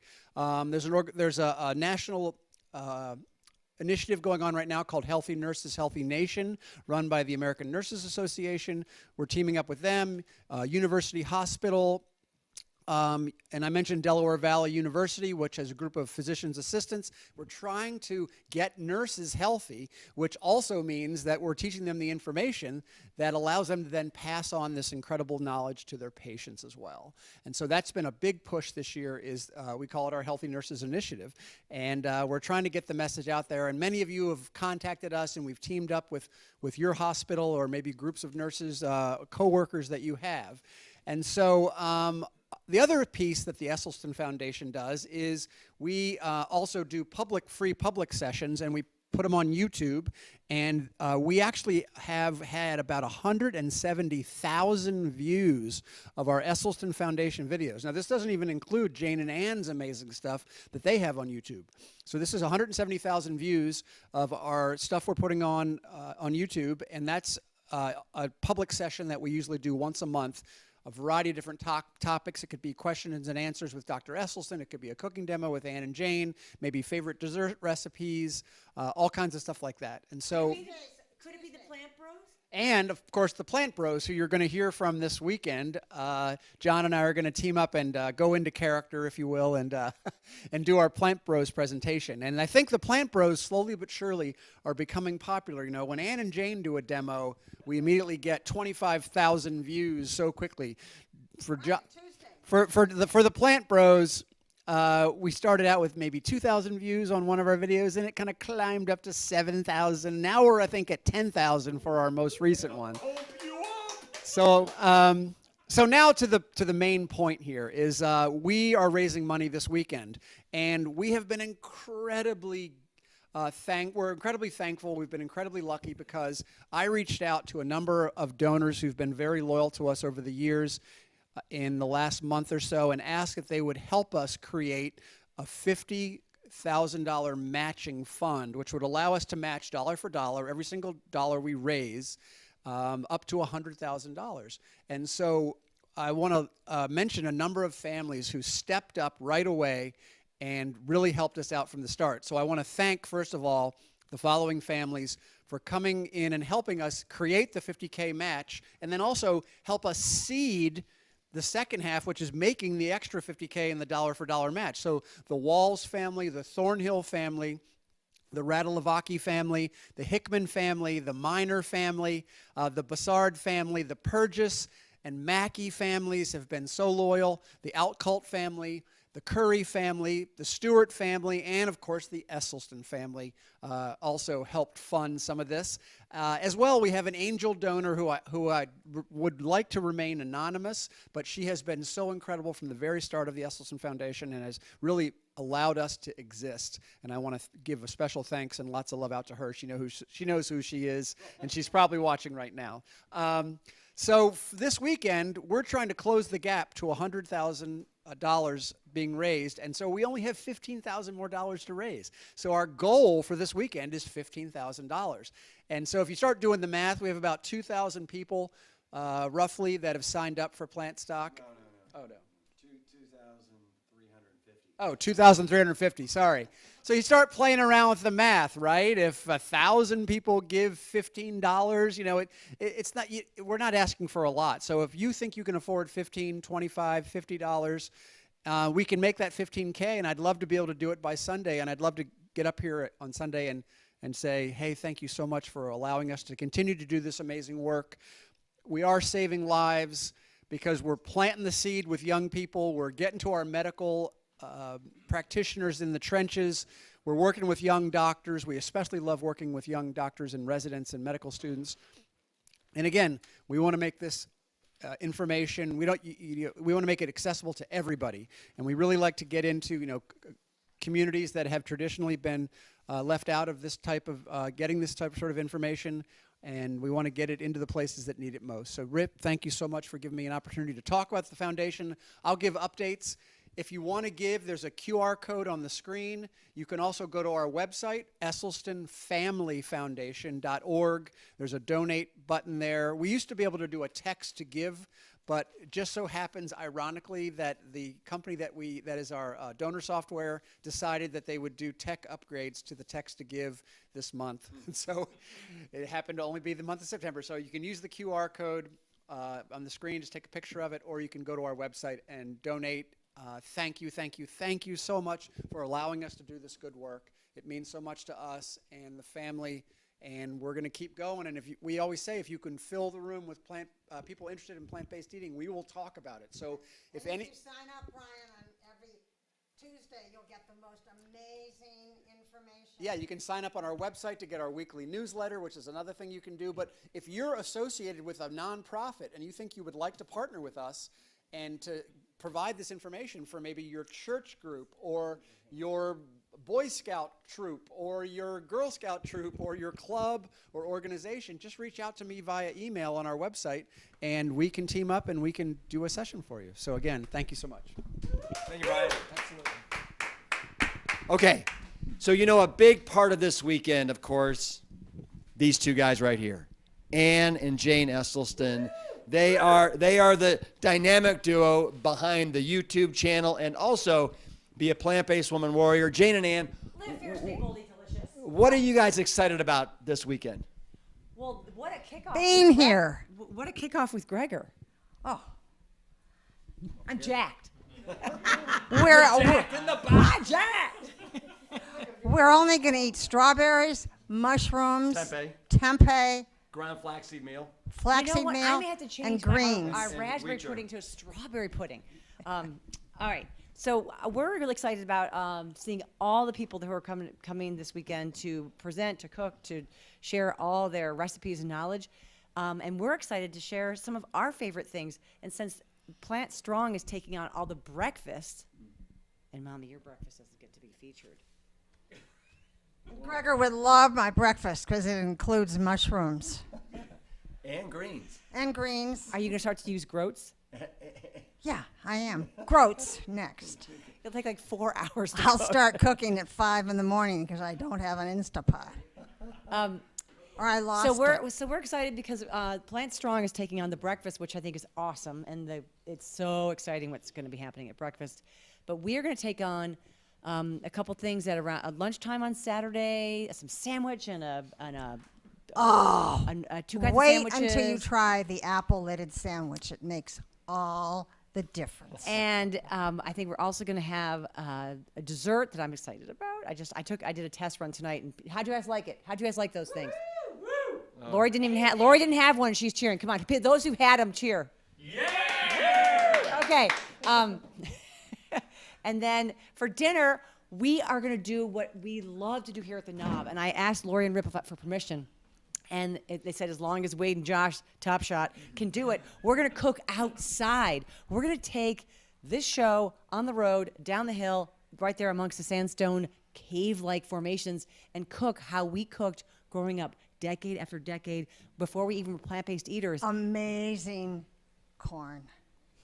Yes, we're having corn and we're having shish kebabs, and we're going to cook some other food out there. This is the way that we do it when we eat outside. This is one of our favorite places in the world. It's where Brian and I got married. It's just like, it's my sacred spot. And then the next day we're having lunch on Sunday. You're having shish kebabs for lunch. No, for dinner. Oh. Over the fire. Well, I know, but we're cooking. She loves the corn so much. And then we're having another great lunch option, like this awesome pita that we stuff. And Anne's making a soup from the corn. With corn again. It is to die for. I mean, unbelievable. I can hardly wait. We had it the other everybody day. Try it. She was test running it again, and it's just so good. It's so sweet when you use the right corn. When you use fresh corn. Just amazing. Picked. I'm picking up the fresh corn first thing tomorrow morning. And then we're having more dessert. We have dessert at every meal around here, which is not how we always do it, but it's so fun this weekend because we get to feast so much. Fantastic. Here, actually, let me have this one. Perfect. Hello. All right. Thank you, Jane and Ann. It's going to be great. You can stay right here. You can stay right here. So I just want to give you a little preview. So tomorrow we're going to kick off. I'll be making some pancakes for you. We'll be also doing a little bit of stretching. You don't want to miss that. That'll be followed up by Essie giving his lecture on preventing and reversing heart disease. You're absolutely going to adore this. That'll be followed up by Carly Bodrug going live, doing some of her recipe demonstrations. Then we have Kiki Nelson, Plantifully Lean. Then we have Jane and Ann coming back live, and that'll be followed up with the Plant Bros, Pump You Up, John and Brian, and then that'll be followed up by Max LaManna. Also, we're going to be doing a new product reveal tomorrow. We have a new product in the Plant Strong food pipeline. It's so exciting. And we'll be showing you what it is, and we'll be making it available for you. We're also going to be giving away prizes and all kinds of giveaways. Tonight's prize, Jane, is that pizza? Can you pass me that? Tonight, we're going to... We'll be so excited about how much... That's right. So tonight, if I can hold that, Jane, we're going to be giving away one of our pizza kits. It's 5 pizza crusts. These are whole grain, low sodium, no added oil. You get 5 of these along with 5 individual sauce packs. Here you can see this is what they would look like. What do these have on them, Jane? This has, I saw Lori putting it together. It has the beautiful sauce that comes within the packet. So awesome to have packet sauce right here with every pizza. And then there's pineapple chunks, which we love, and again, that vitamin C in your meal is so wonderful. And then if you can see here, I don't want to touch it, but there's roasted red peppers, and this is arugula that we have on top here. And then we're going to sprinkle nutritional yeast for those who want it, and you can put a little barbecue sauce if you want to add some. And this is going to be our dinner tonight. These come in an ambient package. As soon as you get them, you want to slice this open, put the ones you don't use into a freezer bag. The sauce packs can stay in the pantry, and then you have dinner in literally about 10 minutes. You customize, put on the toppings you want, throw it in the oven, and in 12 minutes, you got a pizza. Now, the winner, we have done a drawing. The winner, this is everybody that has signed up, and the winner of the pizza kit is not Harrison Ford, Catherine Bonds. Catherine Bonds. You know who you are. We will be emailing you. Congrats, Catherine. Huge congrats. Okay. Nothing as delicious. Well, wait till you see the pancakes tomorrow morning. Well, no, but there's nothing, no pizza crust out there that equals this. Some people even agree. use it as toast. No, my kids love doing peanut butter and jelly sandwiches on top of this. So I want you to all know that we will be emailing you the link in the morning for tomorrow's live presentation. We will get the show on the road at 9:45 a.m. This has been a fantastic first night. We'll see you tomorrow. Keep it playing strong.